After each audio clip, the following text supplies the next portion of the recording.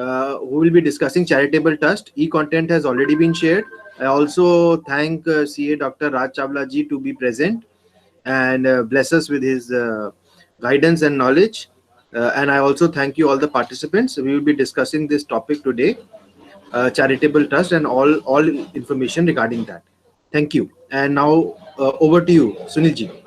Thank you, thank you. Before starting the session, I will request Dr. Raj Chawla, CA Raj Chawla ji, to give opening remarks about today's program of charitable trust. CA Raj Chawla ji, please. Then I will start, sir. Thank you, Sunil ji. Good evening, everyone. First of all, I am thankful to Saurabh ji for organizing this wonderful webinar by our learned CA Sunil Garg ji, a very popular speaker on this charitable trust. And I will request Sunil Garg ji, क्योंकि आज की date में लोगों के अंदर बहुत ज़्यादा confusion है कि प्राइवेट ट्रस्ट, चैरिटेबल ट्रस्ट, और सबसे बड़ी बात इसमें जो टैक्सेशन का पॉइंट ऑफ व्यू है, क्योंकि जो टैक्सेशन कैसे करना है और क्या क्या चीज़ों को हमने ध्यान में रखना है, तो I will request CA Sunil Garg ji to please इस चीज़ को ज़रूर इस पे फोकस करें. वैसे तो मुझे मालूम है सुनील जी हर चीज़ कवर करते हैं, पर चलो मेरी तरफ से भी एक रिक्वेस्ट है कि क्योंकि जो हमें पता है कि लोगों को कहाँ प्रॉब्लम आती है, कहाँ कंफ्यूजन है, तो I will request to focus on that topic also sir. Thank you sir. Thank you Raj ji, thanks for the opening remarks. Thank you Saurabh ji, giving me this opportunity and platform to share my views to these professionals. Okay friends, let us start discussion on the charitable trust.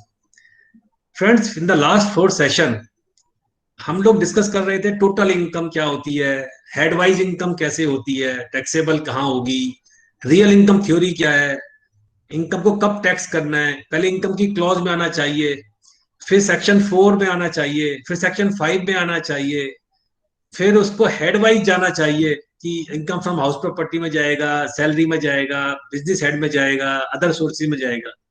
पर अगले 2 दिन हम सारे principles को उल्टा कर देंगे. अब जो अब तक पढ़ा है हम उससे बिल्कुल 180 डिग्री में बात करेंगे.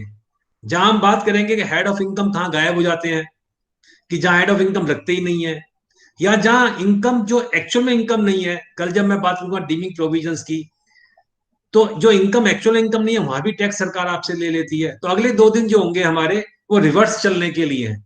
हम 4 कदम आगे चले थे, अब हम 2 कदम पीछे चलेंगे और नेक्स्ट 2 सेशन में हम कंक्लूड करेंगे सारी चीजों को. With this remarks sir, friends, today topic is very interesting topic, very very interesting. Taxation of charitable trust, कि चैरिटेबल ट्रस्ट का टैक्सेशन कैसे होता है. एंड सबसे पहला सवाल जो उठता है दिमाग में वो होता है कि चैरिटेबल ट्रस्ट होता क्या है. कोई लोग एनजीओ कहते हैं, उसको एनपीओ कहते हैं. कितने तरह के चैरिटेबल ट्रस्ट होते हैं, उसका रजिस्ट्रेशन कैसे होता है. और कभी आपने सुना होगा चैरिटेबल ट्रस्ट की बात होती है, कभी सोसाइटी की बात होती है, कभी सेक्शन 8 कंपनी की बात होती है, कभी एनजीओ की बात होती है, कोई एनपीओ की बात होती है, नॉन प्रॉफिट ऑर्गेनाइजेशन. इनमें आप डिफरेंस क्या है, कैसे रजिस्ट्रेशन लिया जाता है इनको. सेकंड, जनरली हम सुनते हैं that the income of A charitable trust is exempt, लेकिन सिचुएशन है जहां वो टैक्सेबल भी हो जाती है. अगर आपने वायलेशन कर दिया, आपने फॉलो अप नहीं किया, आपने सेक्शन 11 को नहीं फॉलो किया, तो टैक्सेबल हो जाएगा. और टैक्सेबल होगा तो किस रेट पर होगा.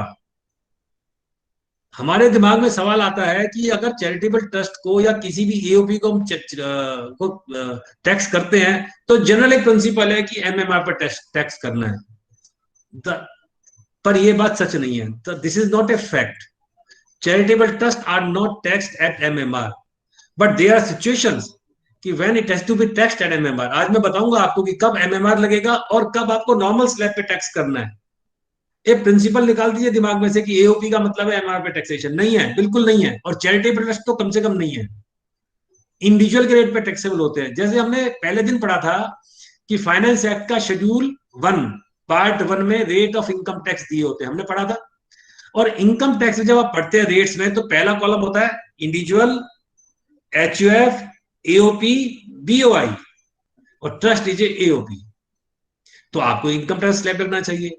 पर फिर एमएमआर कहां से आ गया बीच में. और एमएमआर आपको पता है कितना आज की डेट में? 42.74%। तो रेट कब एमएमआर लगेगा? It's a very very unique question.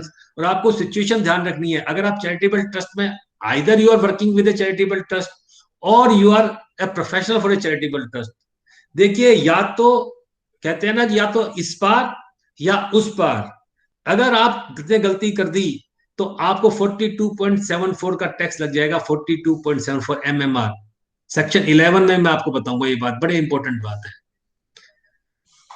एक और सवाल परमिंदर जी लोग बहुत पूछते हैं, रंजन बंसल जी नमस्कार। वो पूछते हैं कि साहब ये चैरिटेबल ट्रस्ट में ऑडिट होता है नहीं होता, टैक्स ऑडिट? बहुत लोगों को कंफ्यूजन है। बहुत लोग क्या करते हैं, वो 10DV फाइल कर देते हैं। वो कहते हैं छोड़ो यार, हम चक्कर में नहीं डालते, हम तो 10DV कर देंगे, 3CD फाइल कर देंगे, 44AB की रिपोर्ट भी फाइल कर देंगे। पर क्या ये सही है? क्या ये लगता है? क्या दोनों करनी चाहिए? कॉलेज के केस में जनरली मैंने देखा है, स्कूल के केस में जनरली देखा है, स्कूल की रसीद 5 करोड़ है, अरे चलो टैक्स ऑडिट कर दो यार, हम झगड़ा करना ही नहीं चाहते। तो क्या 10B के अलावा क्या हम 3CD फाइल कर सकते हैं? करना चाहिए हमको? Is it legitimate? एक जो नया फाइनेंस 2020 में आया, वो आया था कि सबको नया रजिस्ट्रेशन लेना है। Every trust, whether new, whether old, whether registered, whether unregistered, सबको नया रजिस्ट्रेशन लेना है। क्या है वो रजिस्ट्रेशन प्रोसेस, कब शुरू होगा वो पूरा प्रोसेस, उसकी हम बात करेंगे आज। और जब मैं कहता हूं आपसे कि हेड वाइज इनकम, हमने पढ़ा था ना head wise income, business income business में जाएगी। और मैंने पहले दिन एग्जांपल दिया था कि अगर आप इनकम फ्रॉम हाउस प्रॉपर्टी हैं तो आपको क्या मिलेगा? आपको 30% डिडक्शन मिलती है, इंटरेस्ट ऑन बोर्ड कैपिटल मिलता है, आपको डेप्रिसिएशन नहीं मिलता उसमें। इनकम फ्रॉम हाउस प्रॉपर्टी में हाउस टैक्स की छूट मिलती है खाली, लेकिन बिजनेस इनकम में ट्रीट होता है तो आपको डेप्रिसिएशन मिलता है, सारे खर्चे भी मिलते हैं। ठीक है, हमने पढ़ा था। कैपिटल गेन, क्या ट्रस्ट ने अगर कोई कैपिटल असेट बेची तो क्या सेक्शन 45 लगेगा या नहीं लगेगा? बड़ा एक कंफ्यूजन रहता है हमेशा कि साहब कैपिटल एसेट बेची हमने, हमने क्या करना है? कैपिटल गेन लॉन्ग टर्म होगा, शॉर्ट टर्म होगा, होगा नहीं होगा? क्योंकि अभी तक हम पढ़ रहे थे हेड वाइज इनकम की टैक्सेशन, आज हम बिल्कुल रिवर्स कर देंगे फार्मूला को। हम हेड में जाएंगे ही नहीं, हम सारे हेड भूल जाएंगे। कोई हेड नहीं है साहब, सिर्फ एक ही हेड है, चैरिटेबल ट्रस्ट की इनकम। उसमें मैं आपको रीजन ही बताऊंगा कि ऐसा क्यों है। एक और आपने केस सुना होगा, टाटा ट्रस्ट का बड़ा फेमस केस बॉम्बे में चल रहा है, हाई कोर्ट में चल रहा है, कि जहां पर उन्होंने अपने आप को कहा कि हम तो नॉन चैरिटेबल हो गए हैं, और सरकार ने कहा कि आप हमसे टैक्स ले ही नहीं सकते। तो एक नया सेक्शन सरकार लेके आई, 115TD, T for telephone, D for Delhi. क्या चीज है वो 115TD क्या है? और आपको जानकर हैरानी होगी, आश्चर्य होगा, you will be shock to know कि once you are in the trap of section 115TD, you have to pay tax on the fair market value of all the assets। अगर मान लीजिए आपने 40 साल पहले एक प्रॉपर्टी 50,000 में खरीदी थी और आज उसकी मार्केट वैल्यू 20 करोड़ रुपए है, यू हैव टू पे 30% tax on the 20 crore fair market value. Such a dangerous, such a draconian provision has been incorporated in this act 115TD। If you want to exit from the charitable trust, तो prepare. और उसके बाद भी क्या होगा? आपने tax पे कर दिया तो ये बस सोच लीजिए कि आप चैरिटी से बाहर आ गए। नहीं sir, once a charity is always a charity. एक बार आपने अगर चैरिटी में चले गए तो आपको तो चैरिटेबल ऑब्जेक्ट में ही पैसा खर्च करना है। यू मे पे टैक्स, यू मे नॉट पे टैक्स। हमको एक और कंफ्यूजन रहता है कि हमने टैक्स पे कर दिया था जी सेक्शन 11 में, तो अब तो मैं पैसे को बाहर निकालूंगा। Sorry, you can not. तो मैंने कुछ प्रिंसिपल डेवलप किए हैं वंस एंड टूज के नाम से। मैं बताऊंगा आपको कि क्या क्या वंस है, क्या क्या टूज है। ठीक है, नाउ देखिए, हम जब इनकम टैक्स पढ़ना शुरू किया था तो हमने सेक्शन 2 पढ़ा, फिर हमने सेक्शन 4 पढ़ा, सेक्शन 5 पढ़ा, सेक्शन 6 रेजिडेंशियल स्टेटस पढ़ा, फिर मैंने आपको बताया सेक्शन 10 एग्जेम्पशन सेक्शन है, सेक्शन 14 में हेड ऑफ इनकम है। लेकिन अगर आप चैप्टर 3 पढ़ते हैं, सेक्शन 10, 11, 12 एंड 13, उसका नाम क्या है? Income that do not form the part of total income. हमने एक टोटल इनकम का कंसेप्ट दिया था आपको 2 क्लॉज 45 में। मैंने पहले दिन कहा था there is nothing like taxable income, there is nothing like gross total income. The Income Tax Act only suggest income 2 clause 24 and total income 2 clause 45। and total income means the income computed as per the provision of the Income Tax Act. लेकिन head of income तो section 14 में है। तो section 11, 10, 11, 12, 13 क्योंकि they do not form the part of total income, इसलिए head तक पहुंचे ही नहीं। जब वो हेड ऑफ इनकम तक नहीं पहुंचे तो इसका क्या मतलब होगा कि अगर आप सेक्शन 11 में हैं तो हेडलेस हैं, आप हेडलेस हैं, आपको अलग अलग हेड में इनकम जाने की जरूरत नहीं है। मैं आपको एग्जांपल दूंगा कैसे।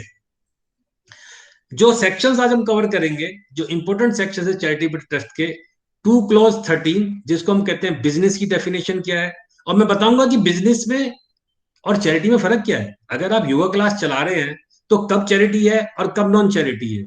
आप स्कूल चला रहे हैं, आप हॉस्टल चला रहे हैं, आप बसें चला रहे हैं, कब चैरिटेबल है कब नॉन चैरिटेबल है, कब वो बिजनेस बनेगा कब बिजनेस नहीं बनेगा। और उसके लिए डेफिनेशन है 2 क्लॉज 15 में चैरिटेबल पर्पज। कि चैरिटेबल पर्पज क्या होगा, वॉलंटरी कंट्रीब्यूशन 2 क्लॉज 24, 1023C पढ़ेंगे हम। सेक्शन 11 और सेक्शन 1023C में क्या फर्क है, दोनों में एग्जम्पशन मिलती है और दोनों ही चैप्टर 3 में आते हैं। Please again remember my words, chapter 3 is income that do not form the part of total income, section 10 is exempt income, and section 11 is also a part of that same chapter. Then 3 sections 11, 12 and 13, और मैं हमेशा कहता हूं रंजन जी 11, 12, 13 अपने आप में statue है, पूरा एक्ट है अपने आप में। एक बार सेक्शन 11 लग गया तो बाकी सारे प्रोविजंस नहीं लगेंगे। इस बात को आप समझ लीजिए, मान लीजिए, ध्यान रखिए। Once you are in section 11, other provisions from 28 to 44C will not be applicable. Section 45 to 55 capital gain will not be applicable if you are in section 11, 12 and 13. Then section 115 BBC again, anonymous donation, when it will be taxable, at what rate it will be taxable, and how to have a different kind of account, a different count of accounting for the anonymous donation. What points we should always remember in mind. 115 TD मैंने बताया, tax on aggregated income. And बड़ा सवाल ये corona में बहुत हुआ है, लोगों ने अपील की, पेशेंट के लिए पैसा आ गया, क्राउड फंडिंग हो गई, 56-10 में क्या टैक्सेबल होगा। किसी पेशेंट को पैसे की जरूरत है, लोगों ने फेसबुक पे डाल दिया, ट्विटर पे डाल दिया, एक बाबा जी का ढाबा, उसको कई लाख रुपए आ गए, तो उसे ऐसी इनकम का क्या होता है, who will pay tax on that, चाहे वो चैरिटी के लिए खर्च की गई हो। But if you are a unregistered trust sir, अगर आप अनरजिस्टर्ड ट्रस्ट हैं, आप 11, 12, 13 में रजिस्टर्ड नहीं है, तो 56-10 में कोई छूट नहीं है, because it is A amount received without consideration. तो अनरजिस्टर्ड ट्रस्ट अगर आपके पास है, बहुत सारी ट्रस्ट होती हैं, सोसाइटीज होती हैं जो रजिस्टर्ड नहीं करवाती अपने आप को। If you are not registered in section 12, ध्यान रखिए, अगर आप सेक्शन 12 में रजिस्टर्ड नहीं है तो 11 में आप नहीं जाएंगे। देखिए मैं हमेशा एक चीज को समझाने के लिए कहता हूं, ये सेक्शन 11, 12, 13 अगर आपको समझना हो आसानी से तो समझिए घर है, 11, 12, 13 एक घर है, इट्स एन हाउस। सेक्शन 12 उसकी दरवाजा है, एंट्री पॉइंट है। If you are registered in section 12A now, early it was 12AA, तो आप 11 में जाएंगे। आप 11 घर का गेस्ट हाउस है, आप 11 में जाएंगे, आपको खाना भी मिलेगा, चाय भी मिलेगी, पानी मिलेगा। लेकिन अगर आपने सेक्शन 13 में वायलेशन कर दी, सेक्शन 13 को फॉलो नहीं किया, तो आप घर से बाहर निकाल दिए जाओगे। You will be out of the purview of section 11 and then you have to pay tax. तो 11, 12, 13 को समझना हो तो आसान तरीका यही है कि 12 से एंट्री है, 11 में बेनिफिट है और 13 में आपको पेनल्टीज है, टैक्स है, आपको कब टैक्स लग जाएगा। 164(2 जो मैंने बताया था कि रेट ऑफ टैक्स कब एमएमआर होगा और कब टैक्स नॉर्मल रेट पर लगेगा। हम अगर 2 सेक्शन पढ़ेंगे, 164(2 and 167। Now as you know section 2 clause 30, देखिए जब भी हम चैरिटेबल ट्रस्ट की बात करते हैं, सोसाइटी की बात करते हैं, अच्छा उससे पहले मैं आपको बताता हूं कि क्या डिफरेंस है तीनों में और क्या रजिस्ट्रेशन प्रोसेस है। देखिए एनजीओ है नॉन गवर्नमेंट ऑर्गेनाइजेशन, एनपीओ है नॉन प्रॉफिट ऑर्गेनाइजेशन, ये एक जनरल नाम है। हमारे देश में 3 तरह के चैरिटेबल ऑर्गेनाइजेशन या एनजीओ बनते हैं। One is a trust, charitable trust, another is societies, charitable societies, and third one is section 8 company. Charitable और प्राइवेट ट्रस्ट में एक ही फर्क होता है, प्राइवेट ट्रस्ट में बेनिफिशियरीज आर डिसाइडेड कि हु आर द बेनिफिशियरीज। दोनों, चाहे प्राइवेट ट्रस्ट है चाहे चैरिटेबल ट्रस्ट है, प्राइवेट एक आप सेटलर होगा उसमें, दूसरा ट्रस्टीज होंगे और तीसरा बेनिफिशियरी होंगे। प्राइवेट ट्रस्ट में बेनिफिशियरी डिसाइडेड होते हैं, चैरिटेबल ट्रस्ट में आम public without creed, caste, religion, general public is a beneficiary, and that is why they are called public charitable trust. And object should be as per 2 clause 15. आपका charitable object होना चाहिए। अगर आप 2 clause 15 के charitable object में नहीं आते तो आपको section 11 का फायदा भी नहीं मिलेगा। Now, what is the difference between a trust, a society and a section 8 company? जो ट्रस्ट है that is registered under Indian Trust Act. Indian Trust Act में registered होते हैं, और जनरली आप महाराष्ट्र में और कर्नाटक 2 हैं जहां चैरिटी कमिश्नर बैठते हैं। अदरवाइज जो सब रजिस्ट्रार होता है स्टेट का, मतलब जैसे हमारा तहसीलदार होता है हरियाणा में, जहां पे आप प्रॉपर्टी की रजिस्ट्री करवाते हैं, समझ लीजिए वहां पे ही ट्रस्ट रजिस्टर्ड हो जाती है। और बड़ा सिंपल प्रोसेस है, आपको एक ट्रस्ट डीड बनानी है, एक सेटलर होगा उसमें, but it should be irrevocable trust. Irrevocable का मतलब है कि वो बेनिफिट वापस नहीं जाएगा, बेनिफिट ट्रस्ट की प्रॉपर्टी वापस नहीं जाएगी। अगर इरिवोकेबल है तभी वो चैरिटेबल ट्रस्ट है, इरिवोकेबल नहीं है तो सेक्शन 60 to 63 में मैंने जब पढ़ाया था क्लबिंग प्रोविजंस, तो मैंने बताया था कि इनकम जाके टैक्सेबल हो जाती है। Second is the society, and society are governed by the Indian Societies Act 1860, sorry the Society Registration Act 1860। 1860 का सोसाइटी रजिस्ट्रेशन एक्ट है, उसमें सोसाइटी कवर होती है। पर ध्यान रखिए, society is a subject matter, society act is a subject matter. Her state की अपनी एक सोसाइटी होती है और उसका एरिया ऑफ ऑपरेशन भी स्टेट वाइज ही होता है सोसाइटी का। अगर आपको मल्टी स्टेट सोसाइटी बनानी है then there is a process कि जहां आपको 7 स्टेट्स के मेंबर्स लेने होंगे, then you can have a multi state society. And another is section 8 company. Section 8 company is registered under the Companies Act. Earlier it was Section 25, now it is Section 8. और Section 8 company Companies Act में registered होती है, but the most important thing for the operation of a charitable trust, whether it is a trust or a society or a Section 8 company, we have to keep in mind 2 very important aspects. One is the charitable purpose. Your object should be of a charitable nature, and the charitable purpose has been given in 2 clause 15.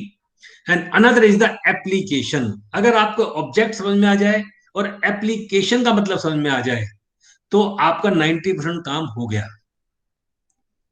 2 important thing, one is the purpose, charitable purpose, and another is, as I said, application. Section 11 says how to apply the funds, and 2 clause 15 says what are the charitable purpose. देखिए, पहला test आपको पार करना है, you should be registered as a charitable society or a trust or a Section 8 company.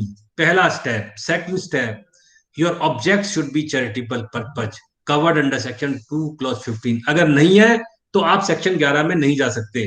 और मैंने बताया था section 11 में जाने के बाद तीसरा स्टेप होगा सेक्शन 12AB में रजिस्ट्रेशन लेना।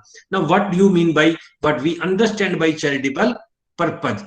There are 7 clauses. बड़े ध्यान से सुनना सर, 7 क्लॉज हैं, लेकिन इसमें 6 और 1, जो 7वां क्लॉज है वो सौतेला भाई है, 6 जो है वो सगे बहन भाई हैं।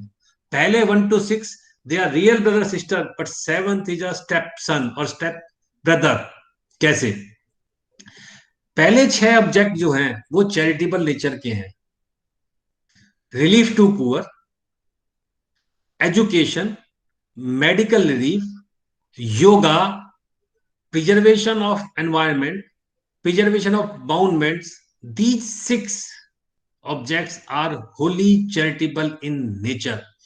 Anything done for even the commercial activity done to attain these objects, but which are incidental to the main objects, will be wholly charitable. उसमें कोई टेंशन नहीं है, कोई दिक्कत नहीं है। I will give you an example अपनी बात को जल्दी समझाने के लिए। एंड 7th क्लॉज, जो जैसे आप चैम्बर ऑफ कॉमर्स होते हैं, पीएचडी चैम्बर ऑफ कॉमर्स है या फिक्की है, ये जितने भी हैं, या जो टेक्सटाइल ऑर्गेनाइजेशंस हैं या और जितने भी चैरिटेबल हैं जो पब्लिक चैरिटी के लिए काम करते हैं। But the seventh is any other object of general public utility. अगर आप इस पहले 6 क्लॉज में नहीं आए और आप 7th में चले गए तो उसमें एक प्रोविजो दे रखा है, और प्रोविजो क्या कहता है कि अगर आपकी रिसीट्स कमर्शियल एक्टिविटी से 20% से ज्यादा हैं, then the whole of the income of that trust will be taxable. आपको एग्जाम्पशन नहीं मिलेगी। जैसे मैं आपको एग्जांपल देता हूं, मान लीजिए आपकी एक इंडस्ट्री ऑर्गेनाइजेशन है, आपने क्या किया, आपने एग्जीबिशन लगाई, उस एग्जीबिशन में आपने अपने पार्टिसिपेंट्स को बुलाया, उनको स्टॉल दिए और उनसे फीस चार्ज कर ली आपने, और आपकी ग्रॉस रिसीट 20% ज्यादा है उस एक्टिविटी से, या आपने वेबिनार किया उसके पैसे लिए, आपने कोई और काम किया आपने पैसे लिए, या मान लीजिए उनका प्रॉपर्टी या आपने उसको रेंट पे दे रखा है कमर्शियल प्रॉपर्टी को, आप उससे इनकम ले रहे हैं, कमर्शियल एक्टिविटी कर रहे हैं आप। देखिए अगर आप डोनेशन लेते हैं, आप मेंबर से मेंबरशिप फीस लेते हैं, उसको खर्च कर रहे हैं, नो प्रॉब्लम, लेकिन आप फी के लिए काम कर रहे हैं, पैसे कमा रहे हैं, और आपकी 20% ज्यादा रिसीट है, then please understand the whole income of that society, trust, section 8 company will be taxable. आपको टैक्स देना होगा सारे इनकम के ऊपर। अब हम आते हैं पहले 6 लिम्स के ऊपर। पहले 6 लिम्स का क्या मतलब है? देखिए they are very wide. Relief to poor बहुत बड़ा है। एजुकेशन, एजुकेशन का मतलब खाली एजुकेशनल इंस्टीट्यूशन नहीं है, प्लीज अंडरस्टैंड। अगर आप सीनियर सिटीजन को पढ़ा रहे हैं, आप मान लो कोई और एजुकेशन दे रहे हैं, आप कोई स्किल सिखा रहे हैं, वो भी एजुकेशन है। जरूरी नहीं है कि आपको यूनिवर्सिटी खोलनी है, आपको स्कूल खोलना है, नहीं। मेडिकल रिलीफ डजंट मीन कि आपने हॉस्पिटल खोलना है। आप दूर दराज के कामों में काम कर रहे हैं, आप हेल्थ एजुकेशन दे रहे हैं, आप कोई और फैसिलिटी दे रहे हैं, दैट इज ऑल्सो। लेकिन सबसे इंपॉर्टेंट पार्ट, सबसे महत्वपूर्ण बात जो है वो ये है कि the activity they should B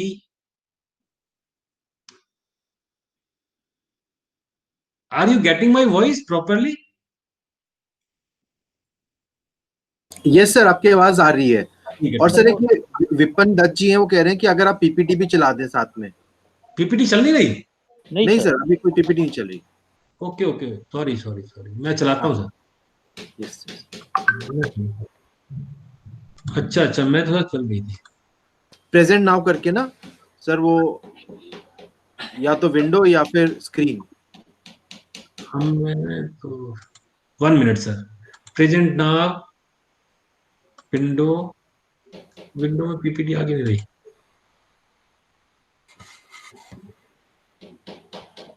sir PPT अगर खुली भी होगी तभी दिखाई देगी। खोल रखी है आपने? जब खोलता हूँ फिर प्रेजेंट नाउ करता हूँ, फिर विंडो हाँ। करता हूँ, ये दबा के। ओके यस सर, प्रेजेंट हो रही है सर। अब आ गई सर, आ गई सर? आ गई सर। फोर्थ ठीक पे है। आइए, फोर्थ स्लाइड। हाँ ठीक है ठीक है, ओके सर। Yes sir. ये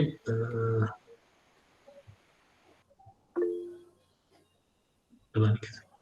चलिए ना, आप, मैं आपको नजर आ रहा हूँ ना? I am visible, audible also? Yes sir, you are audible and the Okay. PPT is also visible. Thank you sir. Okay, thank you. जैसे मैंने बताया कि they are 7 objects given in the 2 clause 15। 6 they are real brothers, 1 is a step brother और sister.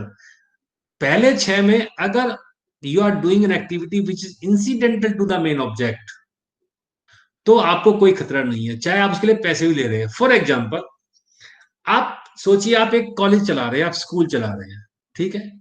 तो आप school में क्या करते हैं? आप खाली एजुकेशन नहीं देते, आप वहां कैंटीन में है, आपने हॉस्टल भी है आपके पास में, आप ट्रांसपोर्ट भी चला रहे हैं। These all things are incidental to attain the main object. आप पैसे भी ले रहे हैं उनसे, आप कंप्यूटर कोर्स भी चला रहे हैं। लेकिन अगर मान लो वो स्कूल एक पीजी खोल दे, वो सोसाइटी और ट्रस्ट जो कि एजुकेशनल ट्रस्ट या सोसाइटी है, एक पीजी खोल दे, तो whether is it incidental to the main object? या मान लो वो अपना ऑडिटोरियम शादी के लिए देना शुरू कर दे, is it incidental to the main object? मैं आपको दूसरा एग्जांपल देता हूं। आपने अपने शहर में धर्मशाला देखी होंगी, पुराने शहरों में बहुत धर्मशाला होती थी, ठीक है? लेकिन वो धर्मशाला का मेन ऑब्जेक्ट क्या होता है? Relief to poor. अब उस धर्मशाला में क्या होता है कि उसमें बारात भी आकर रुकती है, उसमें कॉन्फ्रेंसेस भी होती हैं, उसमें मुसाफिर भी आके रुकते हैं, और उसके बाद दुकानें भी होती हैं जनरली, क्योंकि शहर के बीचों बीच जाती है धर्मशाला, तो वहां दुकानें भी होती हैं, और वो दुकानों से किराया भी लेते हैं, वो दुकानें बेचते भी हैं, फिर नई दुकान भी ले लेते हैं, और वो बारात का फंक्शन करते हैं उसके पैसे भी लेते हैं। तो क्या हम कहेंगे they are doing commercial activity? नहीं, because the main object is relief to poor, और वो सारे काम कर रहे हैं, उस पैसे को अप्लाई कर रहे हैं रिलीफ टू पुअर में। वो आपको खाना फ्री देते हैं, लंगर चलाते हैं, मुसाफिरों को फैसिलिटी देते हैं। लेकिन अगर एक स्कूल एजुकेशन इंस्टीट्यूशन बारात ठहरने का काम शुरू कर दे, अपने ग्राउंड में टेंट लगाना शुरू कर दे, is it incidental to the main object? नहीं होगा। तीसरा, योगा है, योगा टीचर है। अब योगा वाले बाबा योगा सिखा रहे हैं, कोई दिक्कत नहीं है। अगर योगा वाले बाबा हर्बल टी बेचना शुरू कर दे, च्यवनप्राश बेचना शुरू कर दे, आयुर्वेदिक मेडिसिन बेचना शुरू कर दे, is it incidental to yoga? No. आप योगा की सीढ़ी दे दीजिए, आप योगा के मैट दे दीजिए, आप योगा का कुछ और इंस्ट्रूमेंट दे दीजिए, they are incidental to the main object. मतलब आपको मैं समझा रहा हूं which is incidental to the main object. अगर आप incidental to the main object नहीं है, तो आप कमर्शियल एक्टिविटी बन जाएंगे पहले 6 लिम में भी। पर जो 7वां लिम है, उसमें आप इंसिडेंटल टू मेन ऑब्जेक्ट ही काम कर रहे हैं। पर अगर आपकी कमर्शियल रिसीट 20% ज्यादा हो गया, जैसे मैं एग्जांपल देता हूं, board of cricket control of India, उनका काम क्या है? क्रिकेट को प्रमोट करना। लेकिन अगर वो आईपीएल कर रहे हैं, इट विल बी टैक्सेबल, क्योंकि it is a 7th limb, advancement of any other object of general public utility. पहले 6 लिम और 7वें लिम में यही फर्क है कि 7वें में आप, if you are doing any activity which is incidental to the main object, even then if the receipts are more than 20%, the income will be taxable. But in the first 6 limb, if you are doing any commercial activity which is incidental to the main object, then it will not be a commercial activity, it will still remain a charitable activity. लेकिन अगर आपने incidental to main object काम नहीं किया, बाबा जी ने योगा के साथ बूटी बेचने शुरू कर दी और मेन ऑब्जेक्ट खाली योगा है, then it will be a commercial activity. और 11(4)(a) जब मैं पढ़ाऊंगा, then it will be a taxable event, you have to pay tax on that. ऐसे ही आप मान लीजिए जंगल सफारी कर रहे हैं, आप एनवायरमेंट का प्रोटेक्शन कर रहे हैं, ठीक है, कोई दिक्कत नहीं है, आप कीजिए। आप उसमें से मान लो गमले बेच रहे हैं, आप नर्सरी चला रहे हैं कुछ, लेकिन अगर आप वहां पे रिजॉर्ट खोल दें, आप वहां सफारी करना शुरू कर दें, is it incidental? No, of course no. Please see the minute difference which is incidental to the main object and which is not. अगर स्कूल बस चलाता है, not a problem. School canteen चलाता है, not a problem. लेकिन school अगर marriage hall चलाएगा, तो it will not be incidental to the education. लेकिन अगर रिलीफ टू पुअर में धर्मशाला बारात को ठहराती है, धर्मशाला अगर मान लो किराया ले रही है, it is incidental to the main object, क्योंकि उनको पैसा धर्मशाला जाना है, वो धर्मशाला का बेस्ट इस्तेमाल करके रिलीफ टू पुअर में लगा रहे हैं। तो this is the difference, and we have to keep this difference through the webinar, through the webinar. Charitable purpose, मैंने कहा ना पहला टेस्ट है चैरिटेबल पर्पज। अगर आप चैरिटेबल पर्पज में हैं, तो आप सेक्शन 11 में एग्जाम्प्ट होंगे। पहला step, you should be a registered organisation, either a trust, society और a section 8 company. Second most important, that your activity should fall within this purpose, within these first 6 limb, even incidental, but 7th limb, if the commercial receipts are more than 20%, then of course then you have to pay tax on the whole of the income.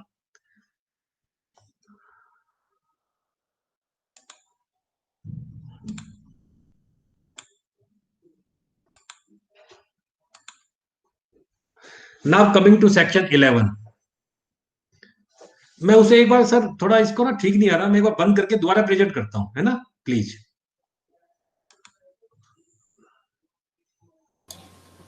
Okay, sir. Please 1 minute.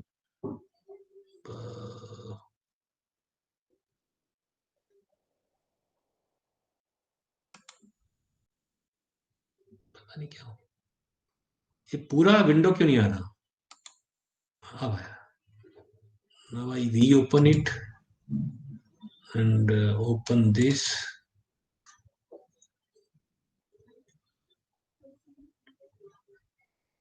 window and present now window.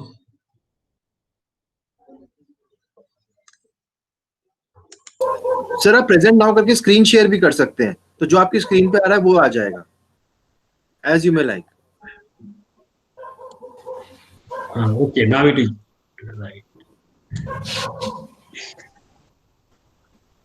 Okay, sir. Yes, sir, आ गया sir. Thank you. Now I will come to section 11, 12 and 13, which are the most important section. ठीक है जी.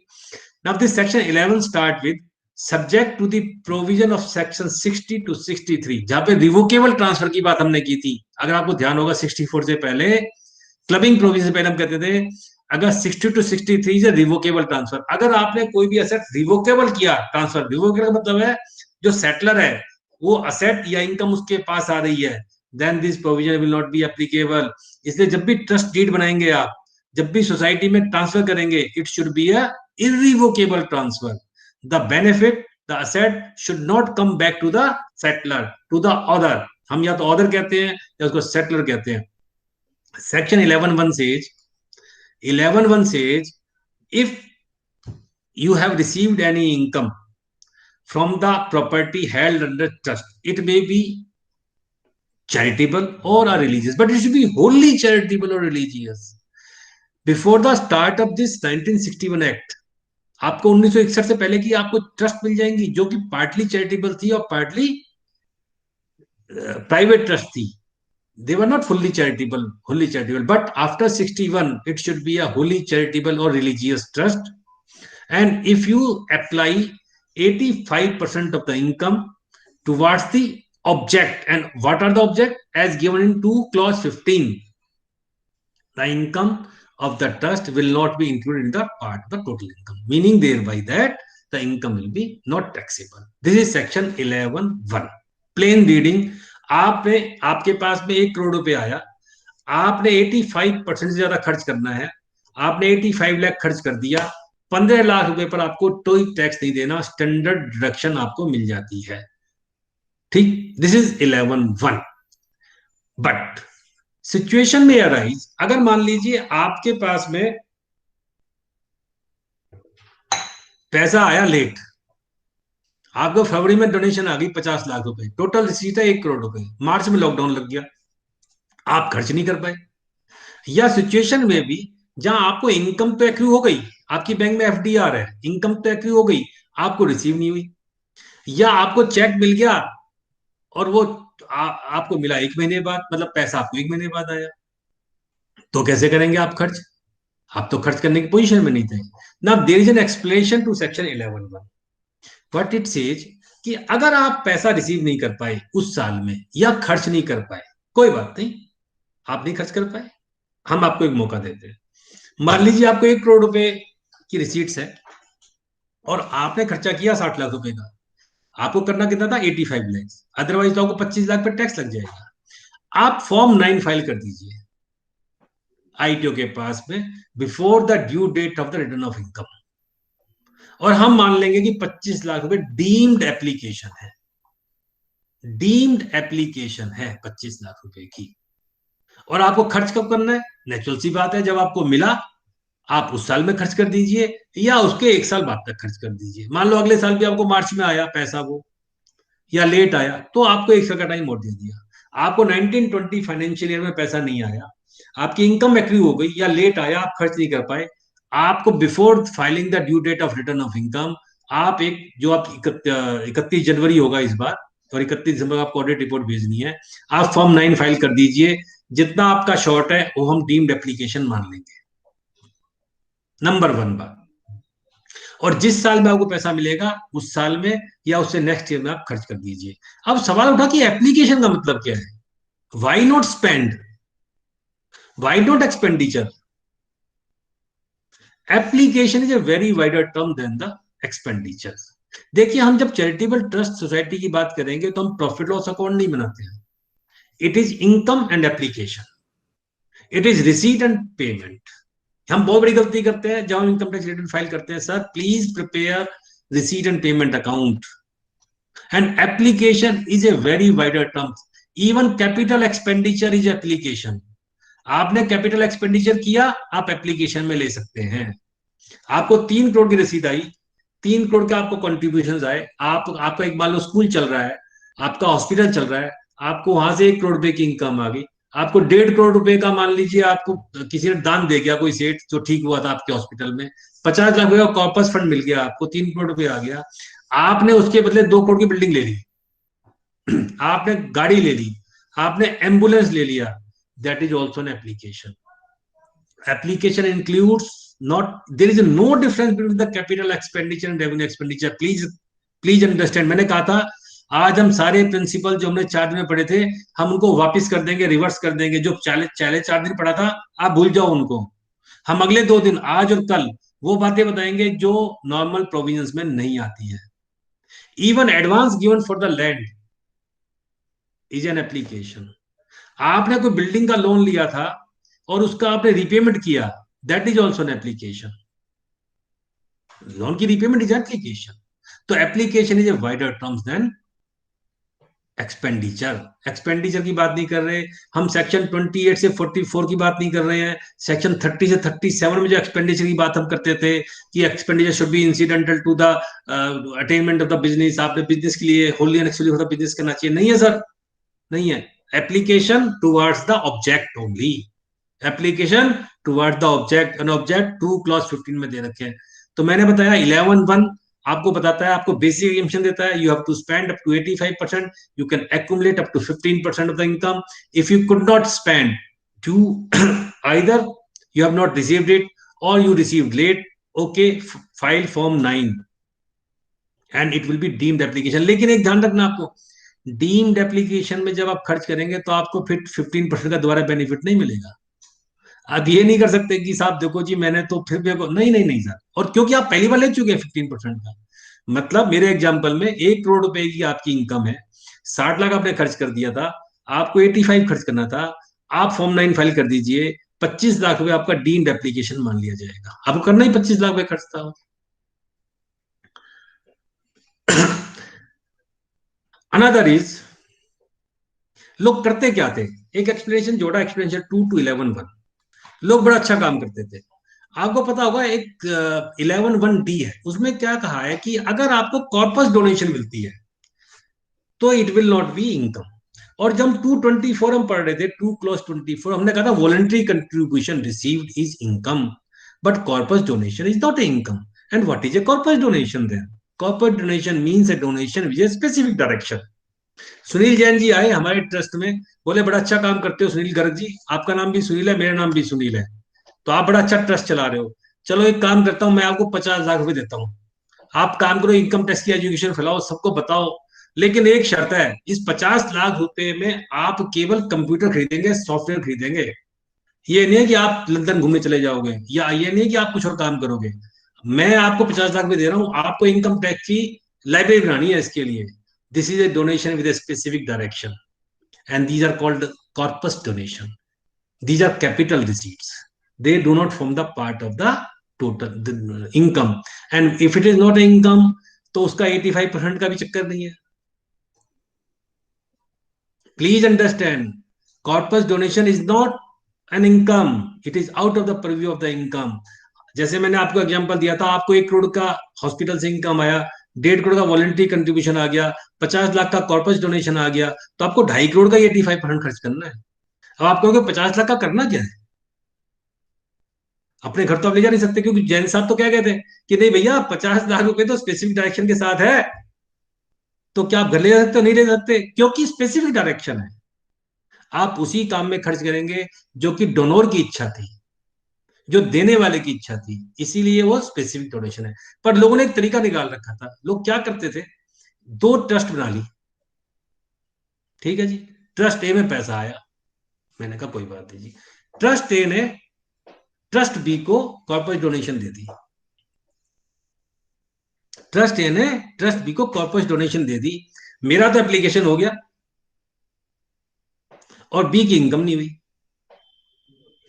मेरे पास में 2 करोड़ रुपए की income आई sir, मैंने कहा कि अच्छा मैं तो अप्लाई कर नहीं रहा, कोई बात नहीं. मैं क्या करता था, मैंने 1 करोड़ रुपए तो खर्च कर दिया और 85 70 75 लाख रुपए दूसरी ट्रस्ट को कॉर्पोरेट डोनेशन दे दी, तो ए को तो एप्लीकेशन हो गया और बी के लिए कॉर्पोरेट डोनेशन है, तो दोनों जगह बच गए, दोनों जगह बच गए। सरकार ने कहा अच्छा, एक्सप्लेनेशन 2 डाल दिया कह दिया कि सर अगर आप कॉर्पोरेट डोनेशन देते हैं out of the current year income, देखो एक्यूमुलेटेड फंड में से तो आप दे ही नहीं सकते, मैं 11(3) पढ़ाऊंगा जब आपको दस जाएगी, ये भी लोगों को गलतफहमी है। You can not give a donation out of the accumulated fund to a charitable trust unless until you are going to dissolve. बहुत बड़ी गलती करते हैं सारे ट्रस्ट वाले, और जिस दिन पता चलेगा सबको रगड़ दिया जाएगा। यू कैन नॉट, 11(3) की वायलेशन है, और अगर आपने काम किया तो 115 टीडी में जाओगे आप, सीधा सीधा 115 टीडी में जाओगे, ध्यान रखना मेरी बात का। Please do not give a donation to another charitable trust out of the accumulated funds. 11(3) में स्पेसिफिक वायलेशन दे रखी है, किसी को नहीं पता, सब गलती करते हैं। और 11(1) में भी अगर आपने कॉर्पस डोनेशन दिया तो आपकी एप्लीकेशन नहीं मानी जाएगी, उसका तो ठीक है, उसको तो मिल गई कॉर्पस, आपको एप्लीकेशन नहीं माना जाएगा 85% वाला, भैया आपको टैक्स देना पड़ जाएगा। तीसरी बात हमने बताया था कि क्योंकि ये सेक्शन 14 से पहले हेड ऑफ इनकम से पहले आ गया, तो अब आपने मान लो किसी को पेमेंट किया, आपने चार्ट अकाउंट को पेमेंट कर दिया, आपने आर्किटेक्ट हायर किया, आपने कंसल्टेंट पेमेंट, आपने कॉन्ट्रैक्टर हायर किया, बिल्डिंग बनवा रहे हो आप, हॉस्पिटल बनवा रहे हो, तो टीडीएस के प्रोविजन कैसे लगेंगे? लगे, आपने नहीं काटा तो सरकार आपको क्या बिगाड़ सकती है? कुछ नहीं बिगाड़ सकती, क्योंकि 40IA तो लगता नहीं, 40IA तो बिजनेस का सेक्शन है। आपने कैश में पेमेंट कर दी 10,000 से ज्यादा, आपका कुछ नहीं कर सकते। क्यों नहीं कर सकते? कि उसमें तो चलो फिर भी आपको 201 में इंटरेस्ट लगा देंगे, 40A में क्या करेंगे? क्योंकि 48 तो 28 से 44C में, और मैंने भी आपको एक क्या बात बताई थी कि जब आप 11 12 13 में हैं तो अलग ही स्टेचू है, 28 to 44C नहीं लगता। तो सरकार ने कहा कोई बात नहीं, एक्सप्लेनेशन 3 डाल दिया, the provision of section 40IA regarding the non deduction of TDS, जहां 30% डिसअलाउंस हो जाता है, और in case of non resident 100% disallowance हो जाता है, and 40A3 cash payment will be applicable mutatis mutandis. जो वहां पर कहा वही यहां पे कह दिया हमने, और ये अगला सबूत है इस बात का जो मैं बात कह रहा हूं सुनील जी, कि जब आप 11 12 13 में तो 28 से 44C नहीं लगेगा, 45 से 55 नहीं लगेगा, 28 22 से, जैसे मैंने धर्मशाला के आपको एग्जांपल दिया था, आपको धर्मशाला से इनकम है, रेंट से इनकम भी है, बिजनेस से इनकम भी है। अब मान लीजिए आपको 1 करोड़ की इनकम आ गया, आपने 60 लाख खर्चा किया, तो आप ये नहीं कह सकते जी मेरी तो रेंटल इनकम है, मैं तो 22 में चला जाऊंगा, ना ना भैया। अगर बिजनेस इनकम माननी है तो फिर बिजनेस पे 11(4)A में चला जा। आप ये नहीं कह सकते साहब कि मैंने 70% खर्च कर दिया और रेंटल इनकम में 30% छूट होती है मेरे को, सेक्शन 22 में जो मिलती है ना 1/3 की रेंट में।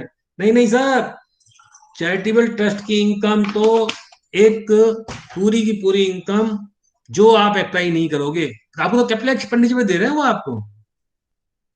There is no separate head of income. Separate of income लगेगा 11(4)A में, अगर आप चले गए तो मैं आता हूं उसके ऊपर, सेपरेट हेड भी लग जाएगा सब। तो एक्सप्लेनेशन 3 मैंने बताया, 2 important provision had been added, corpus donation made to another charitable trust will not be treated as an application, and 40IA and 40A3 provisions will be placed mutatis mutandis. Now comes to capital gain. Vinod ji, capital gain, आपने एक trust ने property बेच दी, capital gain 45 लगेगा कि नहीं लगेगा? 45 लगेगा कि नहीं लगेगा? अगेन नहीं लगेगा, रंजन बंसल जी कह रहे हैं नहीं लगेगा। देखिए क्यों नहीं लगेगा। सुनील जी, एक क्वेश्चन है मेरा, पूछ लूं क्या मैं? सर बाद में पूछा तो बढ़िया है सर, क्योंकि अभी आप चलो पूछिए, आप बोल रहे हैं तो पूछिए सर, पूछिए। मैं ये बोल रहा था कि कॉर्पस के अंदर मान लो डोनेशन नहीं आया और किसी को कैपिटल एक्सपेंडिचर इनकर करना है लोन लेके, हाँ जी हाँ जी, उसके बाद में 2 साल बाद कॉर्पस डोनेशन मिल गया तो मैं लोन वापस पे बैक कर सकता हूँ कॉर्पोरेट डोनेशन लेके? सर कॉर्पस डोनेशन तो स्पेसिफिक उसके लिए आएगा ना सर। मेरे स्कूल की बिल्डिंग बनाई, स्कूल की बिल्डिंग बनाने के लिए उसको कॉर्पस आया नहीं, तो कोई हमने बात नहीं। बोरोइंग कर लिया, लोन ले लिया, जी इंटरेस्ट फ्री लोन ले लिया। जी जी। 2 साल बाद फिर हमने कॉर्पस ट्राई किया तो कॉर्पस मिल गया, तो मैं लोन पे बैक कर सर सकता हूँ? कॉर्पस, सर मैं वही तो कह रहा हूँ सर, कॉर्पस में अगर स्पेसिफिक डायरेक्शन ये है कि ये बिल्डिंग, तो आपको लोन रीपेमेंट का फिर आपको एप्लीकेशन नहीं मिलेगा ना सर, वो नहीं तो तो एक ही बात है। मैंने बना दिया, उस वक्त नहीं मिला, अब जो लोन आया वो उसको बोल रखा है कि अब लोन सर भी अगर वो आपको अगर वो लोन बिल्डिंग के लिए आया है तो फिर बिल्डिंग ही बनाओगे। अगर वो लोन लोन रिपेमेंट के लिए, आपने कहा कि साहब देखो लोन है जी, हम तो ब्याज नहीं भर पा रहे, इससे साहब आप हमें पैसा दे दो और हम इसकी लोन की रिपेमेंट करेंगे। अगर आप लोन की रिपेमेंट कॉर्पस में से करेंगे तो सर फिर आपको एप्लीकेशन नहीं मिलेगा ना उसका। लोन की रिपेमेंट तो क्या, मैं समझाता हूँ उसको भी, मैं आता हूँ भी, मैं समझाता हूँ, डिटेल में समझाता हूँ सर उसको, ओके। मैं समझाता हूँ सर। तो 11(1) is a capital gain sir. Specific provisions are given in the capital 11(1)(a). 11(1)(a) में क्या कहा है कि अगर आपने कोई कैपिटल असेट को बेचा, ठीक है, तो आप उसके बदले कैपिटल असेट परचेज कर लीजिए। There is no distinction between long term और शॉर्ट टर्म कैपिटल गेन। आपकी शॉर्ट टर्म है, आपकी लॉन्ग टर्म है, आपने आज ली, आपने कल ली, आपने 10 साल पहले ली। आपने, मान लीजिए एग्जांपल देता हूं मैं सर, कि 2 करोड़ रुपए की आपने कैपिटल असेट बेच दी। अब आपने उसका, आपका दो ऑप्शन है। ऑप्शन नंबर 1, आप 11(1) में चले जाइए, आप 2 करोड़ के बदले 85% खर्च कर दीजिए, नमस्ते बात खत्म, चैरिटेबल ऑब्जेक्ट के लिए। या आप 11(1)(a) में चले जाइए, आपने 11(1)(a) में मान लो एसेट परचेज कर ली, आपने एसेट परचेज की 1 करोड़ रुपए की 2 करोड़ के बदले। फिर आपका दो ऑप्शन है, या तो आप टैक्स दे दो कि पकड़ो जी टैक्स, नहीं तो फिर आप 1 करोड़ रुपए का आपको 70 लाख का खर्च करना है, आप 11(1) में चले जाइए। लेकिन यहां पर 1 करोड़ का 85 करना होगा सर, आप 2 करोड़ का नहीं, 2 करोड़ का नहीं जैन साहब, 1 करोड़ का 85%। 11(1) में जा रहे हो आप, क्योंकि 11(1) की जो लैंग्वेज शुरू होती है वो लिखी होती है फॉर द पर्पज ऑफ 11(1), यानी 11(1)(a) 11(1) के लिए है, स्पेसिफिक प्रोविजन है। आप कैपिटल एसेट के बदले कैपिटल एसेट परचेज कर लीजिए, सरकार को कोई दिक्कत नहीं है, या आप 11(1) में खर्च कर दीजिए, कोई दिक्कत नहीं है। तो hence the provision of section 45 to 55 will not be applicable in case of. लेकिन कहां एप्लीकेबल होंगे सर, अगर आप 11 से बाहर चले गए। जब तक आप 11 में हैं आप सेफ है सर, जैसे आप 11 से बाहर जाएंगे सर तो फिर the provision of the act will apply sir. फिर आपको 28 से 44 सी भी लगेगा, फिर आपको 45 से 55 भी लगेगा सर, सारे लग जाएंगे सर। आप जब तक सेफ हैं जब आप इसके अंदर हैं। नाउ 11(2), मैंने पहली सिचुएशन बताई थी कि आपको पैसा लेट मिला या नहीं मिला तो आप फॉर्म 9 फाइल कर देते हैं। अब मान लीजिए मेरे को पैसा तो मिल गया, मेरे पास 2 करोड़ रुपए आ गया, पर मुझे बिल्डिंग बनानी है और बिल्डिंग बनती है मेरी 5 करोड़ रुपए में, तो 2 करोड़ में बिल्डिंग बनती नहीं है, तो मैं क्या करूं। तो सरकार ने कहा कोई बात नहीं, आप एक काम कीजिए 11(2) में आप चले जाइए और 5 साल के लिए एक्यूमुलेट कर लीजिए। 5 साल के लिए हम आपको एक्यूमुलेट करने देंगे कि साहब मुझे स्पेसिफिक पर्पज के लिए इस काम के लिए एक्यूमुलेट करना है, और मुझे आप अलाउ कर दो, 5 साल का टाइम है उसके लिए। आपको फॉर्म 10 आप फाइल करना पड़ेगा, पर आपको before the due date of filing the return of income form 10 file कर दीजिए, आप 5 साल के लिए सेफ हो गए। लेकिन लेकिन 11(3) जरूर पढ़ लेना। 11(3) बड़ा खतरनाक है। अगर आपने और 11(2) में जाएंगे, पैसा एक्यूमुलेट कहां करना है, 11(5) के मोड में। 11(5) में जो मोड दे रखे हैं उसके अलावा आप एक्यूमुलेट नहीं कर सकते। ये नहीं है कि आपने उठा के रंजन बंसल जी को दे दिया कि भैया तू रख ले, नो, नॉट अलाउड। आपने कहा कि परमिंदर जी ऐसा करो, आप बहुत अच्छे सीए हो, आप रख लो अपने पास में, ना ना ना भैया, अलाउड नहीं है। 11(5) के मोड में आप करेंगे, 11(2) की आपको जब भी छूट मिलेगी। लेकिन अगर 11(3) में आपने गड़बड़ कर दी तो खतरनाक बात है। या तो आपने एक्यूमुलेशन जो आपने 11(5) में किया था, आपने तुड़वा लिया पैसा,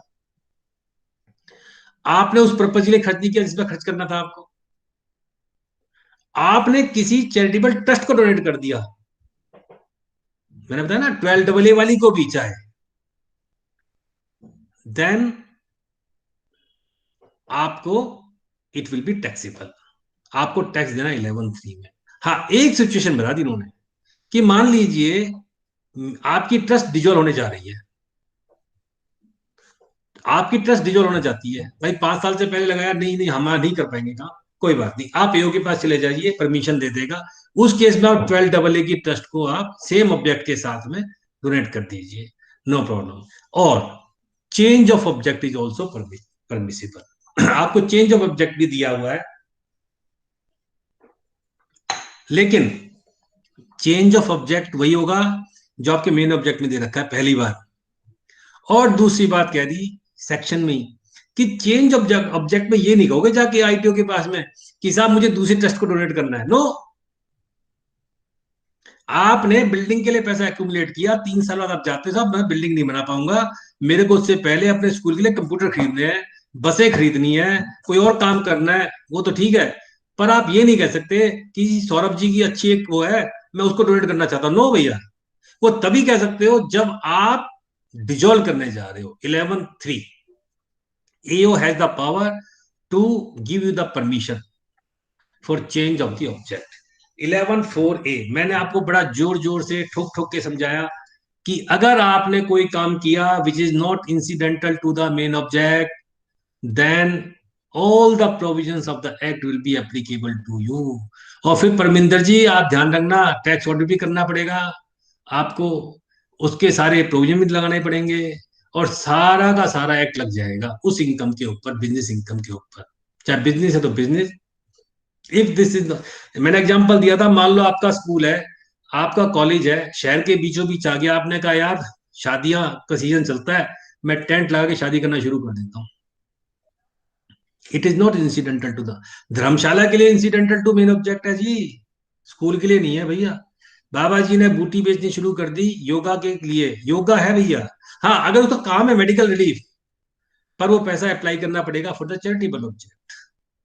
if it is not incidental to main object, 11(4)A में जाके आपको सारे के सारे प्रोविजन लग जाएंगे, and once you are out, you are out.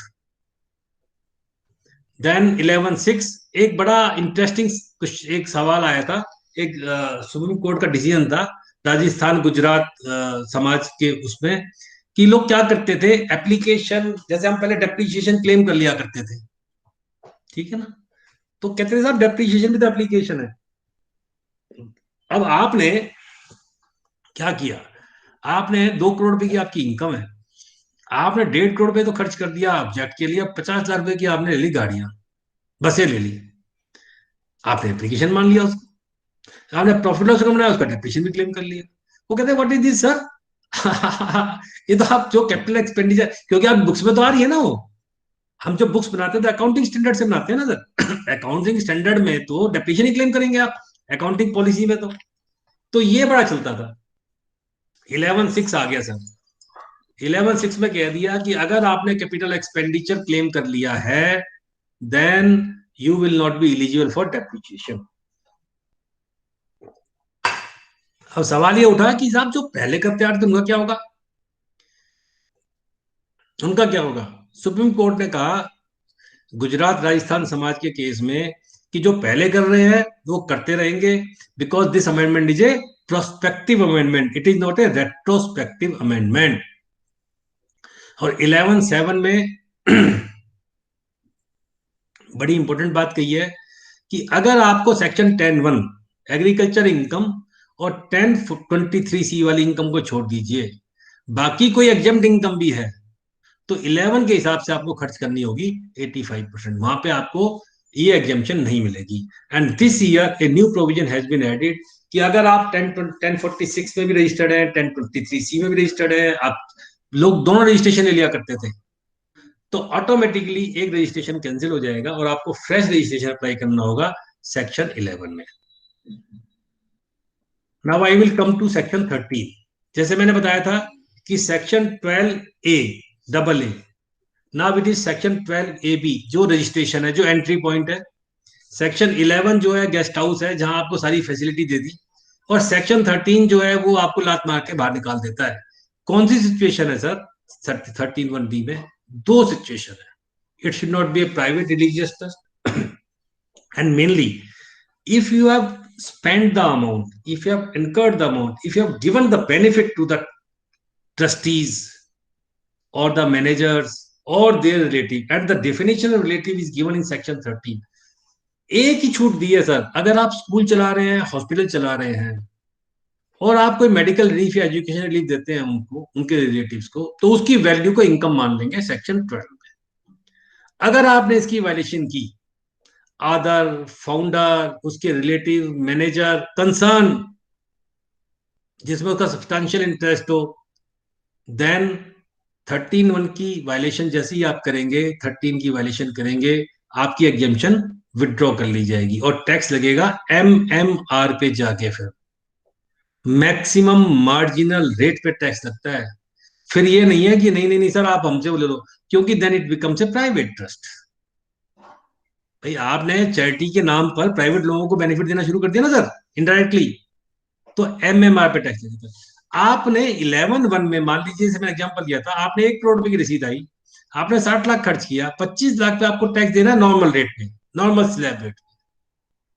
लेकिन अगर आपने 13 की वायलेशन कर दी सर, आपने रिलेटिव्स को बेनिफिट दे दिया सर, तो इस पे डिफरेंट डिफरेंट व्यू। कुछ कहते हैं कि उसी इनकम को आप MMR में टैक्सेबल करेंगे, कुछ कहते हैं कि 11 की 12A की अगर आपको कैंसिल हो गया, तो मेरा मानना यह है कि सर अगर आपका 12A भी कैंसिल नहीं होता, 12AA कैंसिल नहीं होता, तो उसी इनकम पर आप MMR दोगे जहां पे आपकी वायलेशन है। आपने चेयरमैन की वाइफ को मैनेजर बना के 2 लाख रुपए सैलरी पे रख लिया, and she do not have the requisite qualification for that, तो does it going to violet?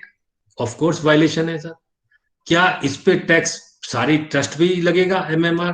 Answer again is no, only that portion of the income is to be taxed at MMR, because अगर आपके commissioner ने 12AA cancel कर दिया आपको, या 12A भी cancel कर दिया, ऑफ कोर्स फिर तो आपको 115 TD भी लग जाएगा, otherwise you will pay tax on that income.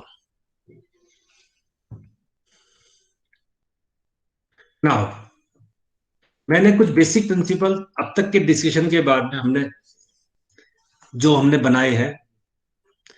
One से चैरिटीज ऑलवेज ए चैरिटीज। लोगों को एक गलतफहमी होती है, मैंने टैक्स दे दिया तो अब तो मैं पैसे को विथड्रॉ कर लूं। सर नहीं कर सकते, वायलेशन है। एक बार चैरिटी है तो हमेशा चैरिटी ही रहेगा। अब तो 115 TD ने साफ साफ कह दिया है कि साहब नहीं, आप टैक्स भी ले लेंगे तब भी आपको खर्चा आप विथड्रॉ नहीं कर सकते उसको। आप हाँ ये कर सकते हो, आप टैक्स देते रहो, अपने ऑब्जेक्ट में आप नॉन चैरिटेबल एंटिटी बन जाओ, नो प्रॉब्लम। पर once charity's always a charity sir.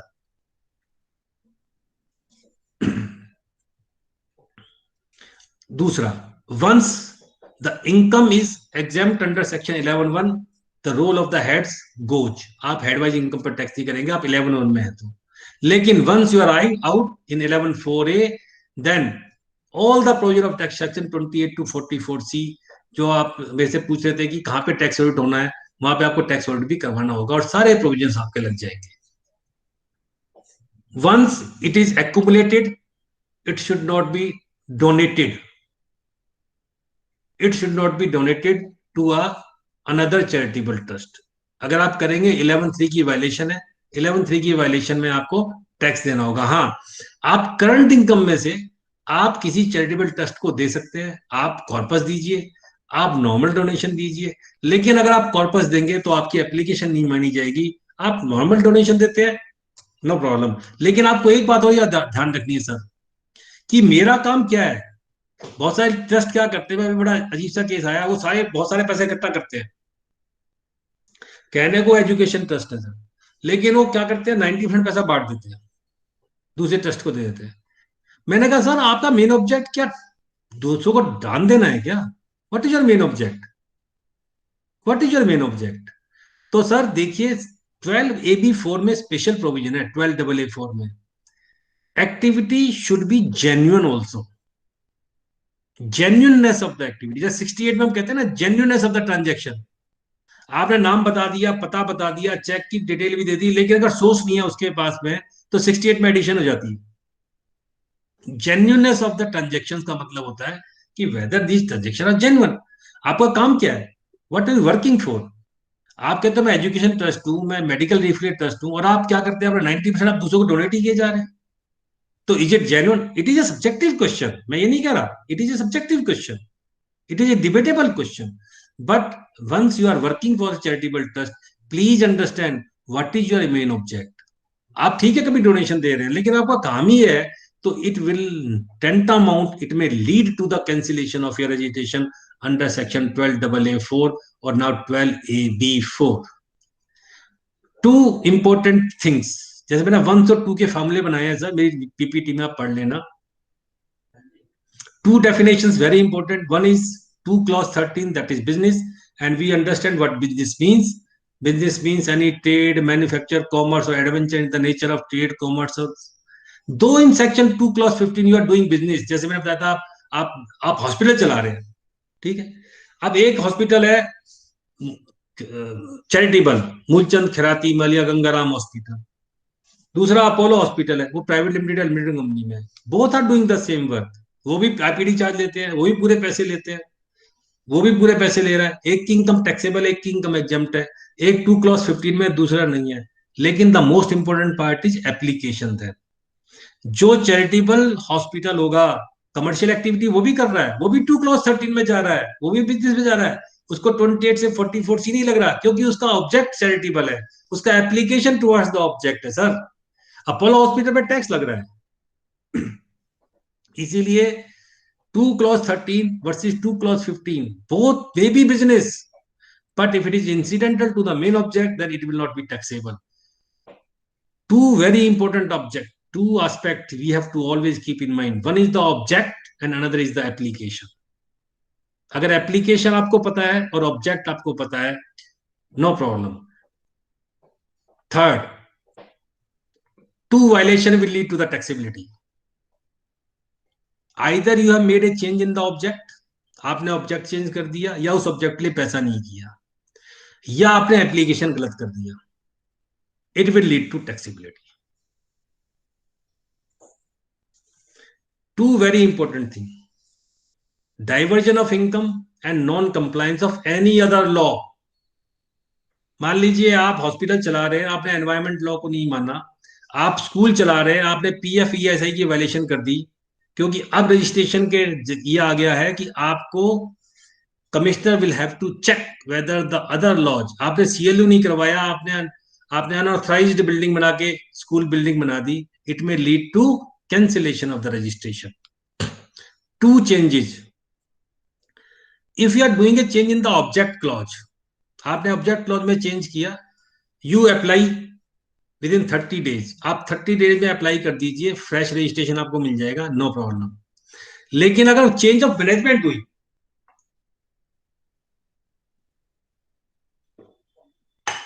एक सोसाइटी में trustees, manager, president, chairman, secretary change हो गए, do we require to apply fresh?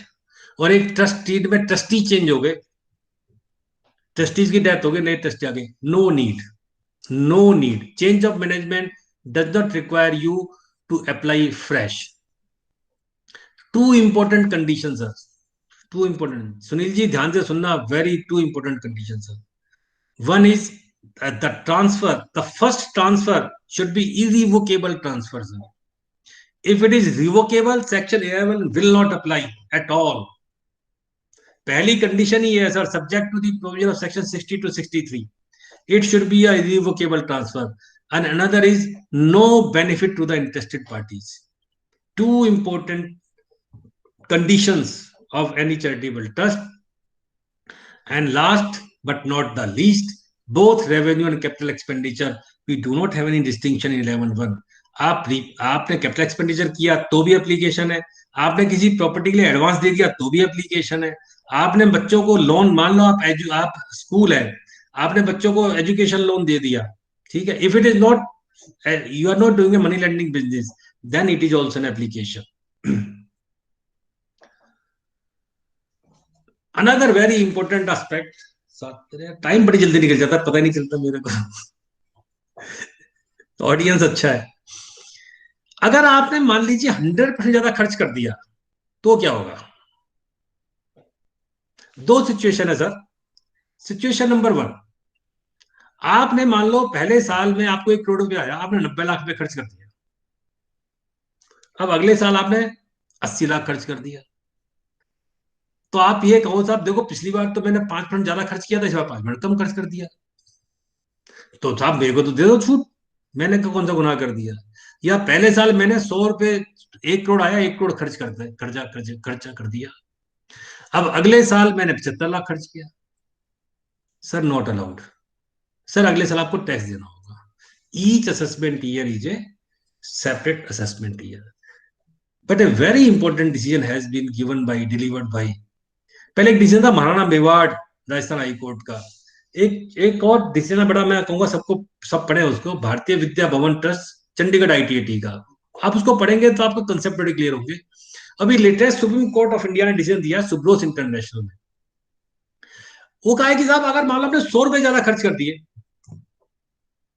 जो आपका सवाल था सर, जो आप मेरे से पूछे थे ना सर, अभी सर ने जो पूछा था, तो क्या होगा, तो क्या होगा, अगले साल मान लो मैंने पहले साल में 1 करोड़ की जगह 1 करोड़ 25 लाख खर्च कर दिए, तो अगले साल मेरे को 25 का बेनिफिट मिलेगा? आंसर इज यस, आपको मिलेगा। पर सवाल ये उठा कि आप 1 करोड़ के बदले 1 करोड़ 25 लाख खर्च कैसे करेंगे? आप 1 करोड़ के बदले 1 करोड़ 25 लाख खर्च कैसे करेंगे? दो सिचुएशन हो सकती है सर। सिचुएशन नंबर 1, देखिए होता क्या है कि मान लीजिए आपने लोन लिया, आपने एक बिल्डिंग बनाई 3 करोड़ रुपए की, तो 1 करोड़ तो आपने लगा दिया अपने पास से, और 2 करोड़ आपने लोन ले लिया। तो अब आपका दो ऑप्शन है। ऑप्शन नंबर 1 कि आप 1 करोड़ रुपए को, क्योंकि 2 करोड़ तो आपकी इनकम थी नहीं, वो तो लोन था, तो 1 करोड़ रुपए को आप एप्लीकेशन मान लीजिए। ठीक है, आपने मान लिया, आपकी बिल्डिंग में लगा 3 करोड़ रुपए, आपने 1 करोड़ का एप्लीकेशन मान लिया, बात खत्म हो गई। जब आप 2 करोड़ की रीपेमेंट करेंगे लोन की, तो हम लोन की रीपेमेंट को एप्लीकेशन दे देंगे आपको। सिंपल सी बात है, क्योंकि आपने 3 करोड़ एप्लीकेशन नहीं मानी ना, अल्टीमेटली आपने 3 करोड़ लगाया था सर। तो या तो आप 3 करोड़ का एप्लीकेशन मान लेते, फिर तो लोन की रीपेमेंट का सवाल ही नहीं है। आपने 1 करोड़ एप्लीकेशन मान लिया, 2 करोड़ का लोन खड़ा कर दिया, क्योंकि आपकी 2 करोड़ इनकम ही नहीं थी वो। तो आप 2 करोड़ की जब रीपेमेंट करेंगे अगले सालों में, तो हम उसको आपकी रीपेमेंट, आपको एप्लीकेशन मान लेंगे, आपको दे देंगे। दूसरी सिचुएशन क्या है? वो सुनील जी वही पूछ रहा था मैं कि सर मैं आ रहा हूँ, सर मैं आ रहा हूँ, सर मैं आ रहा हूँ, ओके ओके ओके सर मैं आ रहा हूँ, सर हम भी थोड़ा ही पढ़ के आते हैं, बस जो बोल देते हैं कोई। सर दूसरी सिचुएशन क्या हो सकती है सर? मैं वो सिचुएशन बात कर रहा हूँ सर, आप बहुत सीनियर लोग हैं, मेरे से सब सीनियर है सर, कि जहां 100 रुपए के बदले आप 125 खर्च कहा करेंगे। मैं तो रिसीव पेमेंट अकाउंट की बात कर रहा हूँ ना, अब तो मैं इनकम टैक्स की बात ही नहीं कर रहा सर। सर सिचुएशन है, आपने अनसिक्योर्ड लोन लिया और आपने रेवेन्यू एक्सपेंडिचर कर दिया। आपने आपके आपके पास पैसे नहीं थे, आपके पास में लोन आया, और आपने स्कूल चलाने के लिए बच्चों को सैलरी दे दी, किताबें बांट दी। अब आपके पास में जब आप रिसीट पेमेंट बनाओगे, तो लोन तो आपकी इनकम है नहीं सर, तो आपने 1 के बदले खर्चा कर दिया 2 रुपए, 1 करोड़ के बदले 1.25 करोड़। जो वो 25 लाख रुपए है सर, 50 लाख फालतू है, 1 करोड़ फालतू है, 10 करोड़ फालतू है सर, उसको आप एडजस्ट करेंगे अगले सालों में। लेकिन समस्या क्या है, आईटीआर 7 में है सर। जब आईटीआर 7 फाइल करते हैं तो कॉलम ही नहीं है सर उसका। सुप्रीम कोर्ट का डिसीजन आ गया सर, कॉलम नहीं है, वो कैरी फॉरवर्ड ही नहीं करता।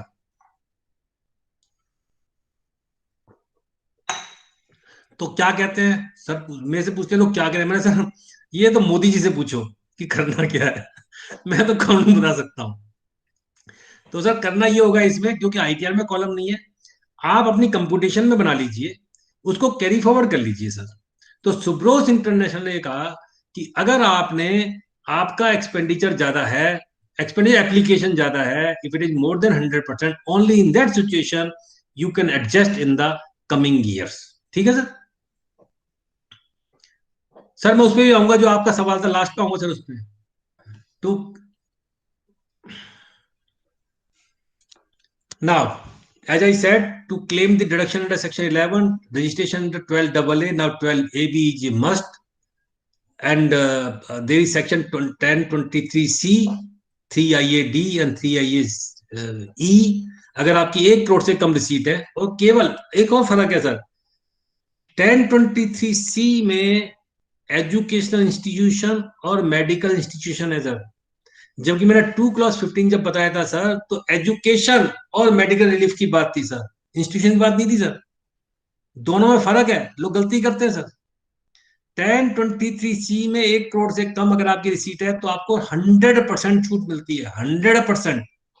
उसमें 85% कंसेप्ट नहीं है सर, कोई रजिस्ट्रेशन कंसेप्ट भी नहीं है उसमें, but it is for the educational institution or a medical institution only. Please understand.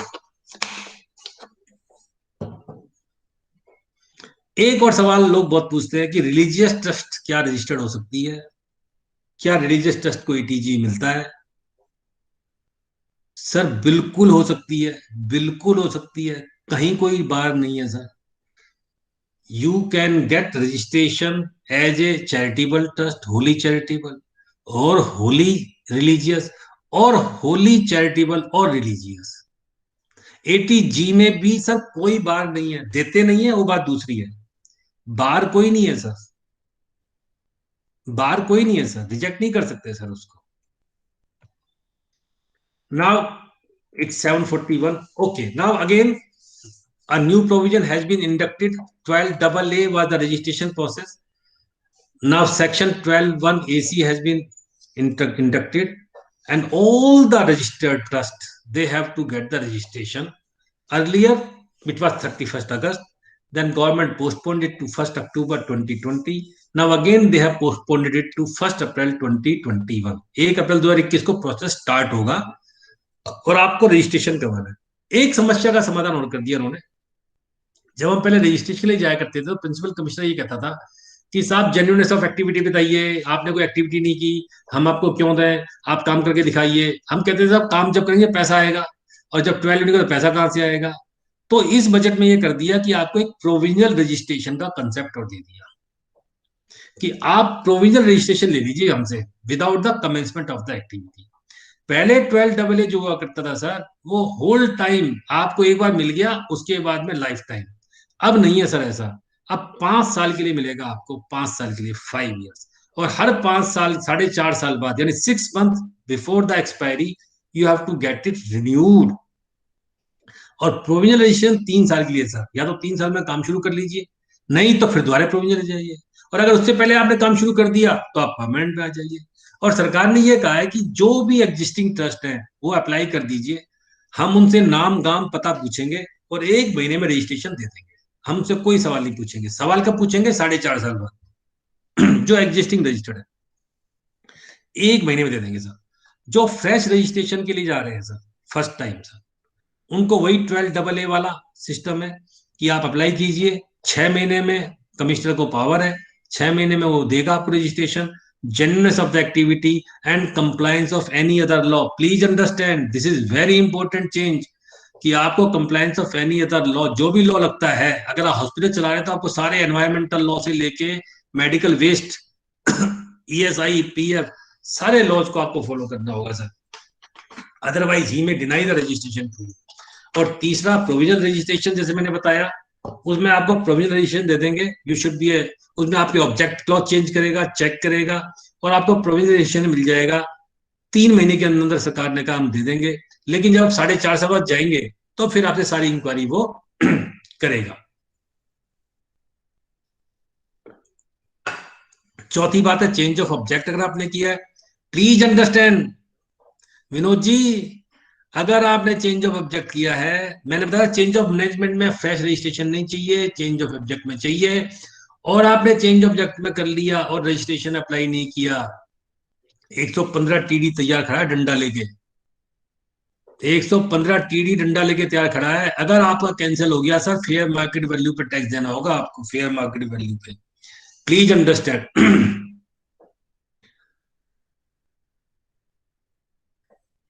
Cancellation is 12AB4, existing provision, if the objects are not followed or activities are not genuine. जैसे मैंने बताया था ना, you may are doing the activity as per your object, but if they are not genuine, आपने फर्जी billing का काम कर लिया, आपने दूसरे को डोनेशन देके पैसे कैश ले लिए sir, PCAT has the power to cancel you, या आपने बेनिफिट टू ट्रस्टी या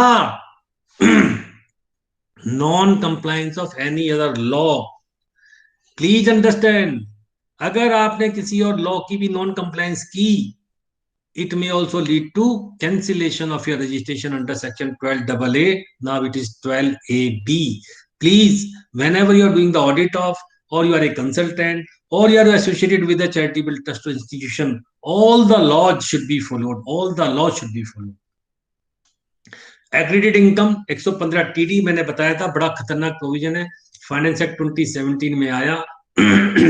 अगर आपने, if you are converted into ineligible, ineligible के बाद मैंने बताया ना कि आपका रजिस्ट्रेशन कैंसिल हो जाए, आप अप्लाई करना भूल जाओ, आप ऑब्जेक्ट लो, या आप कहो साहब मैं तो नॉन उसमें जा रहा हूं, मेरे को चैरिटी में रहना ही नहीं है,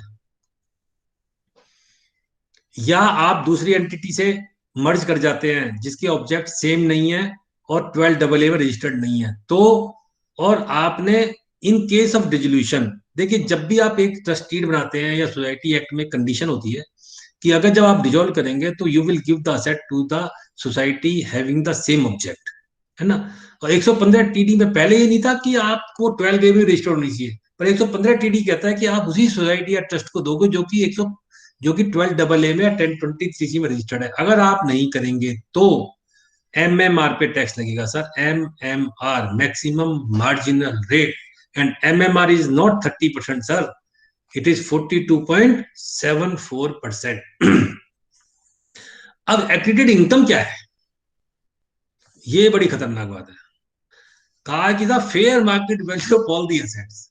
सर मर गया आदमी, सर मर गया, जो पुरानी ट्रस्ट है जहां करोड़ों अरबों रुपए की लैंड पड़ी हुई है, बिल्डिंग पड़ी हुई है सर, उसकी फेयर मार्केट वैल्यू एज पर रूल 17 निकाल लेंगे सर, और उस पर लगा देंगे MMR। केवल एक ही छूट दी है सर कि अगर आपने असेट क्रिएट की थी एग्रीकल्चर इनकम से, या उस टाइम की असेट्स जब 12AA में रजिस्टर्ड नहीं थे आप, तो नेचुरली आपने टैक्स दिया होगा, तो उस असेट को छोड़ दो, बाकी असेट चाहे 100 साल पुरानी है चाहे 50 साल पुरानी है, फेयर मार्केट वैल्यू का नियम लग जाएगा सर। जितनी भी असेट्स है उसकी FMV निकाल लेंगे। आपका गोल्ड का कॉइन पड़ा हुआ है सर, आज की वैल्यू ले लेंगे वो आपसे। और सबसे ज्यादा दिक्कत लैंड बिल्डिंग वाले के, और जनरली लैंड बिल्डिंग होती है सर। इसलिए 115 टीडी का ध्यान रखना बहुत जरूरी है। There should not be any violation. Please understand, you have to get your renewed your registration, you have to you should not violate. उसको 12AB4 में जाने ही मत दो सर कमिश्नर को, उसने कैंसिल किया और आप पे गाज गिरी। और जैसे मैंने बताया कि in case of dissolution the asset has to be transferred to the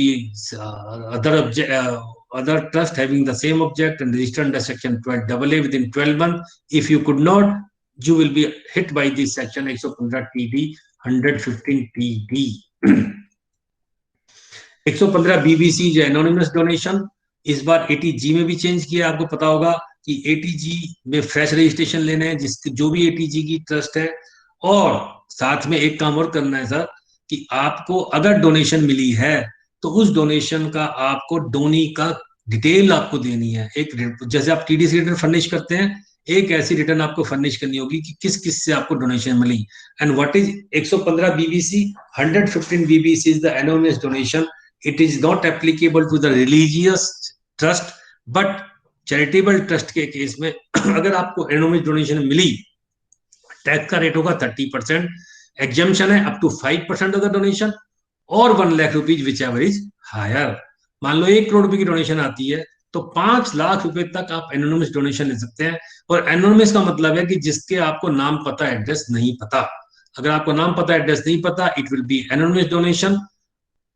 लेकिन जैसे मैंने बताया कि इस बजट में एक चेंज आ गया कि ATG 5 में जितनी भी ट्रस्ट रजिस्टर्ड है, जो ATG में रजिस्टर्ड है, now they have to furnish a statement। और जब मैं पेनल्टी के प्रोविजन, फीस के प्रोविजन बता रहा था, तो मैंने 234 बताया था, 234F आ गया कि जिसमें आपको 200 रुपए रोज की पेनल्टी होगी अगर कोई चैरिटेबल ट्रस्ट या सोसाइटी डोनी की डिटेल फर्निश नहीं करती है। 234G, G for Gurgaon, 200 per day. और 270K नया प्रोविजन आ गया पेनल्टी का, where penalty of 1 lakh rupees can be levied. 115 BBC में एक नई बात यह है कि अगर मान लीजिए आपकी एक ट्रस्ट है जो कि चैरिटेबल और रिलीजियस है, रिलीजियस में तो आपको मिलता ही एनोनिमस डोनेशन है, भगवान जी के आगे आप तो कोई बता के डालता नहीं है मैंने कितना दान पत्र में डाल रहा हूं। तो रिलीजियस के लिए 115 बीबीसी एप्लीकेबल नहीं है। पर ये लाया क्यों गया था? ये लाया गया था जो बड़े बड़े engineering college capitation fees, medical college capitation fees दिया करते थे करोड़ों रुपए की, उनके लिए लाया गया था। तो ये कहा कि अगर आप होली या पार्टली चैरिटेबल है, पार्टी रिलीजियस है, एनोनिमस डोनेशन तो ले सकते हैं, लेकिन if it is for the medical और द एजुकेशन इंस्टीट्यूशन तो रिलीजियस में भी अलाउड नहीं है, तो रिलीजियस में भी अलाउड नहीं है। अदरवाइज रिलीजियस के लिए अलाउड है, क्योंकि वहां तो भगवान के सामने जो दान पात्र है वो तो कहते हैं, भगवान तो कहते हैं आ जाओ भाई, पापी आओ, पुण्य आत्मा आओ, सब आओ, जो जैसा करेगा अपने कर्मों का फल उसको मिलेगा, मुझे क्या है, आप दे जाओ और ये भगवान के नाम पे हम ये खर्च कर देंगे। तो एनोनिमस डोनेशन का आपको रखना है ध्यान। Tax when it will be levied at MMR, जैसे मैंने बताया था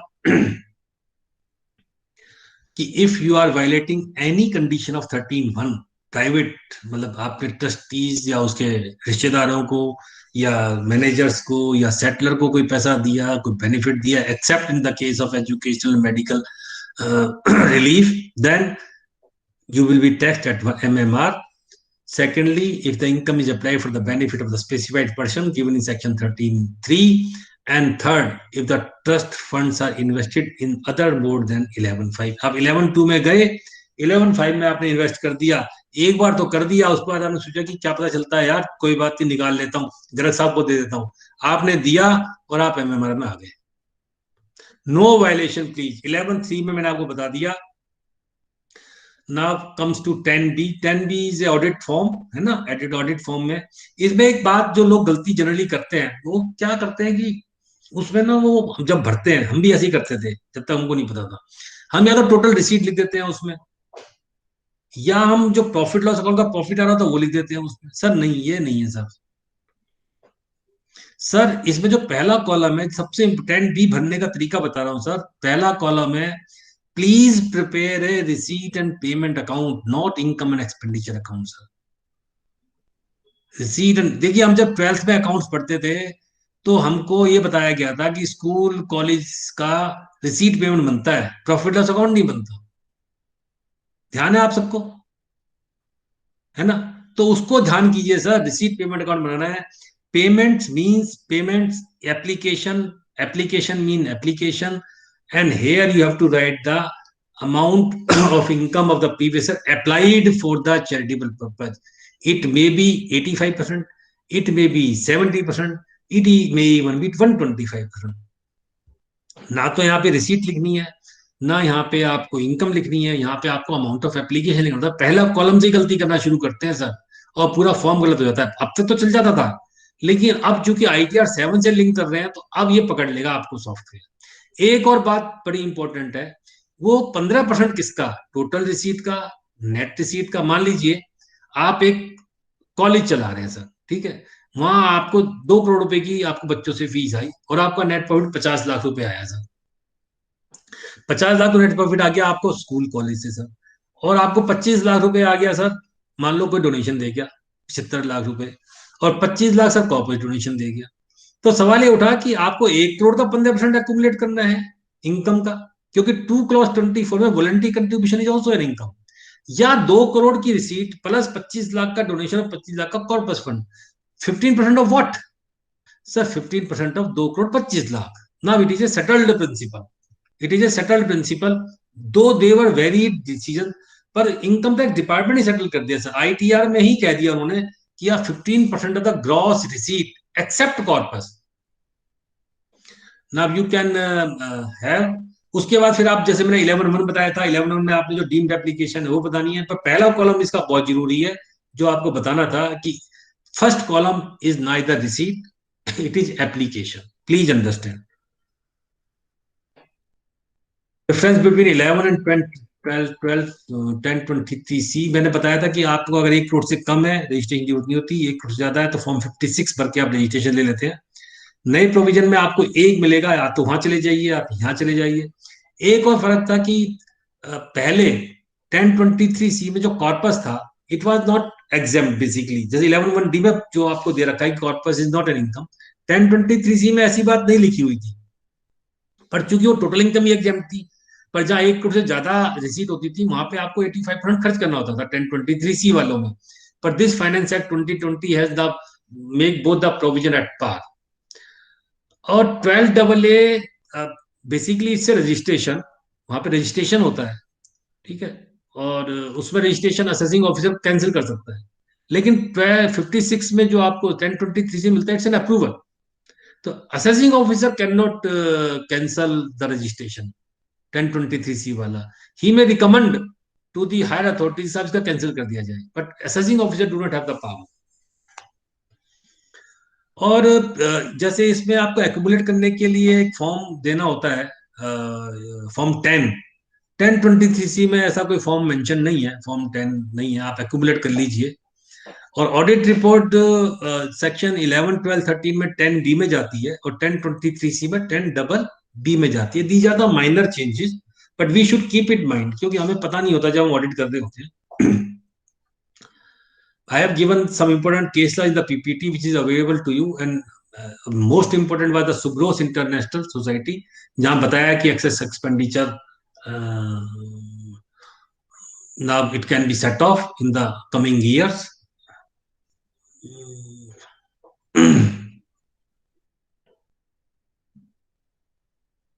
Now we can take the question, sir. Form 10 I have explained, Form 9 I have explained, and 10A, 10B, 10BB. Now we can discuss the question raised by sir. Sir ये 15% जो है वो part of corpus रहता है क्या, जो बचा 15% profit? Sir एक मिनट बात, तो सर एक सेकंड सर, पहले सर का जो सवाल था ना, कहाँ गए सर? जो पूछ रहे थे कि कॉर्पस वाला जो सवाल पूछ रहे थे सर। हाँ मैं पूछा GS सिंघवी। हाँ सर, आप बताइए सर, सिंघवी साहब। मैं ये बोल रहा था कि मेरे स्कूल मैंने बनाया अजमेर में, तो करीबन 10 करोड़ रुपए का खर्चा हुआ, कॉर्पस मेरे पास 5 करोड़ आया जी, और 5 करोड़ मैंने लोन लेके और उसके बाद में खड़ा कर दिया, स्कूल कैपिटल एक्सपेंडिचर कर दिया।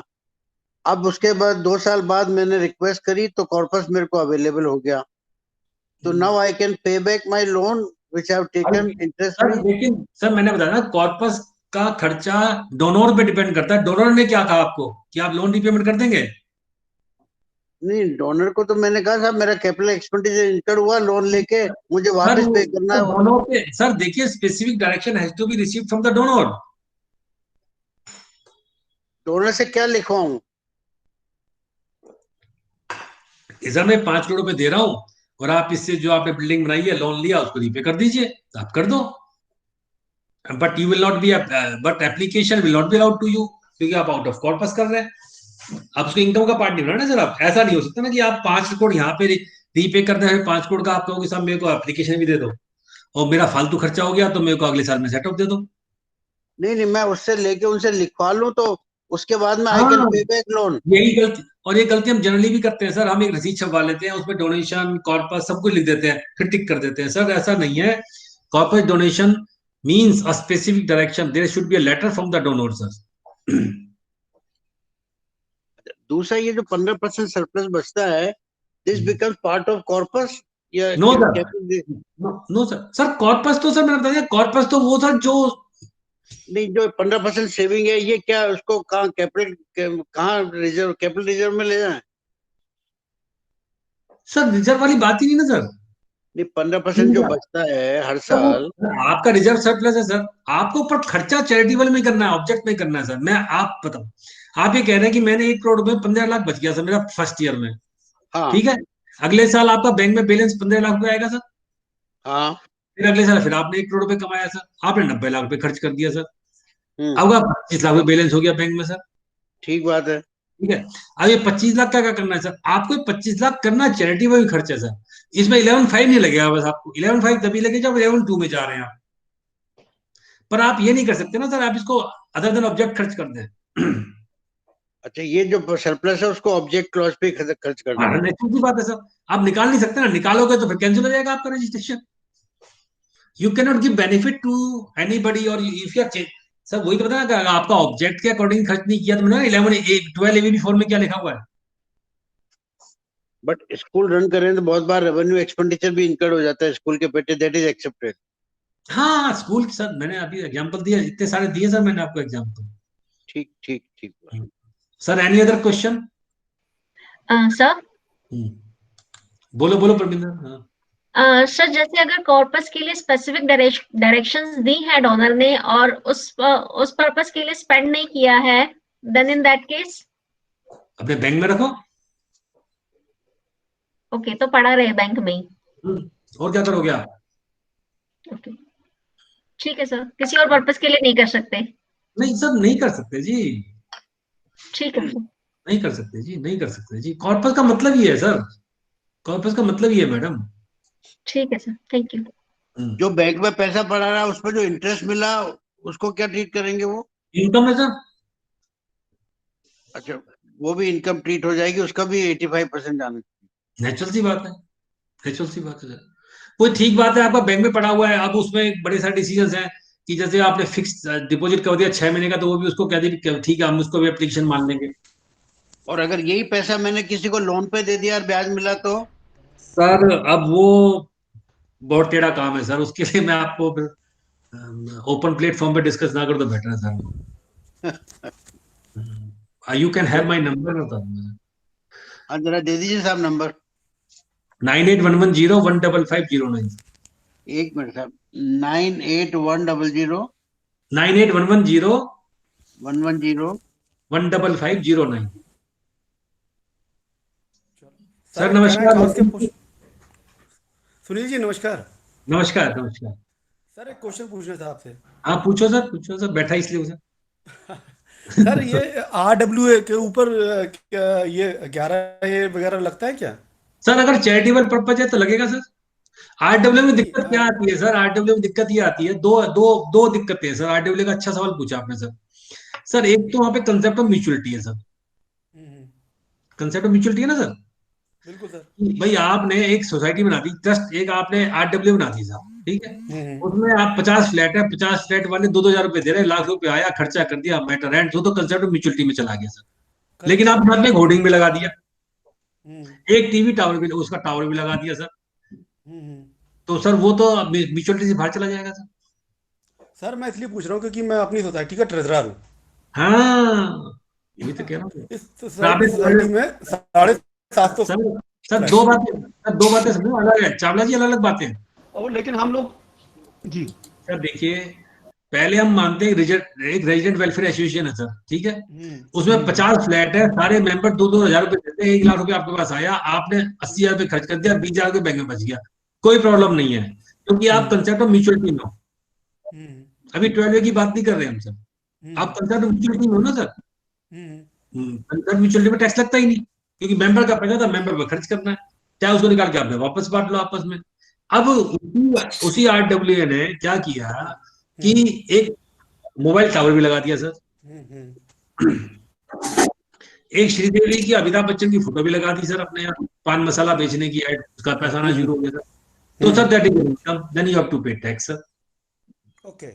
और ओके हाँ, मतलब आपका मतलब है कि जो कमर्शियल एक्टिविटी अगर कुछ करते हैं, जैसे लिफ्ट में होर्डिंग वगैरह लगा देते हैं सब, उसमें टैक्सेबल है। 12 की तो बात ही नहीं हो रही सर।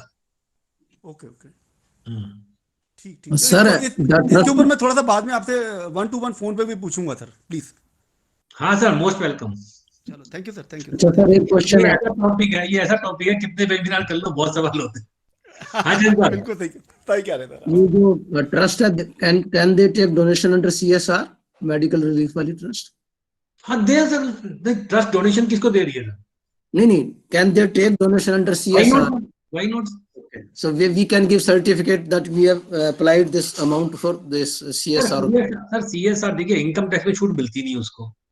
हाँ, CSR को इनकम छूट, तो ये तो आउटलुक है सर मैनेजमेंट की, किसको देना उनको funds. Sir good evening, Fatima बोल रही हूँ। हाँ फातिमा, सर मालूम ये करना था कि एक एजुकेशनल इंस्टीट्यूशन था जिसका लास्ट ईयर तक 1023C का अप्रूवल वैलिड था, इस साल 1 करोड़ के ऊपर चली गई। आपसे बात हुई थी तो आपने कहा था टैक्स ऑडिट कर देना, तो मैंने टैक्स ऑडिट कर दिया उसका, but because this year was lockdown, तो नेक्स्ट ईयर फिर उनका 1 करोड़ से नीचे ही रहेगा। तो नेक्स्ट ईयर क्या 1023C फिर से एप्लीकेबल हो जाएगा या हम लोगों को कुछ और तरीका? मैडम 1023C तो 1 करोड़ से कम है। Each assessment year is a separate assessment year. Income tax का तो बेसिक प्रिंसिपल है, जी तो अगले साल 1 करोड़ से कम है तो फिर 1023 में आ गए। ओके अच्छा सर, एक और ट्रस्ट है उसको उसके जो 12A का रजिस्ट्रेशन सर्टिफिकेट उस पर specifically mention it is only relief of the poor. जब अप्लाई किया था तो इट वाज स्पेसिफिकली मेंशन कि इसमें पुअर बच्चों का वो बड़े मतलब अच्छे स्कूल्स में डालने का भी प्रावधान है और विमेन एम्पावरमेंट पे भी काम करेगी ट्रस्ट, बट स्पेसिफिक एक वर्ड उन्होंने दिया, रिलीफ टू द पुअर। अब क्या अगर ये ट्रस्ट इस तरह की एक्टिविटीज कंटिन्यू कर रही है तो क्या चलेगा? देखिए मैडम, आपको एक बात मैं बताता हूँ, जितनी भी ट्रस्ट सोसाइटी का जो बाइलॉज होते हैं, ऑब्जेक्ट होते हैं, वही उसके लिए गीता, बाइबल, कुरान है। जी हाँ सर, वो तो है। सर्टिफिकेट 12AA आप उसको इधर उधर नहीं कर सकते, और उसका चेंज करने का भी एक ही तरीका है, स्पेसिफिक रिलीफ एक्ट में जाके आपको चेंज करना होता है, अदरवाइज नहीं कर सकते। आपने कहा रिलीफ टू पुअर, मैं आपको बताता हूँ, आपने कहा रिलीफ टू पुअर लिख के छोड़ दिया, फिर तो सब कुछ है। आपने कहा रिलीफ टू पुअर मीन्स कि गरीब बच्चों को स्कूल में भेजेंगे, हाँ तो फिर आपका मेन ऑब्जेक्ट गरीब बच्चों को स्कूल में भेजना ही है। अगर आप कहते हो रिलीफ टू पुअर, फिर तो गरीब को स्कूल में भेजो, उसको खाना दो, उसको कपड़े दो और कोई काम करो, तो फिर बड़ा वाइड टर्म हो जाएगा। लेकिन अगर ट्रस्ट डीड में लिख दिया कि साहब रिलीफ टू पुअर का मतलब ये है कि गरीब बच्चों को स्कूल भेजना ही रिलीफ देना है, तो फिर रिस्क है। सर, ट्रस्ट डीड तो बहुत लंबा मतलब बहुत कुछ कहती है, उसमें बहुत बहुत सारे प्रावधान दिए ठीक है, फिर खरीदा हैं, तो चल जाएगा। ओके ठीक है sir, thank you. Anything else? Sir, I think we can take more questions on WhatsApp group. It's already 8:05. I thank you for such a wonderful discussion and presentation. It's been very learning experience for all of us who are part of this group. And also I thank Shri Dr. C.A. Raj Chawla ji for being here. I also thank all the participants for being such a lovely audience, really asking thought-provoking questions. So now, sir, now I think we can end the session. And if there are any questions, they can be sent on email. They can be shared on WhatsApp group. And also, if sir, whenever sir gives time, you can always call him. So, you can note down my number, sir. My number is 9811015509. Anytime, sir, you can call me. You can give me a message.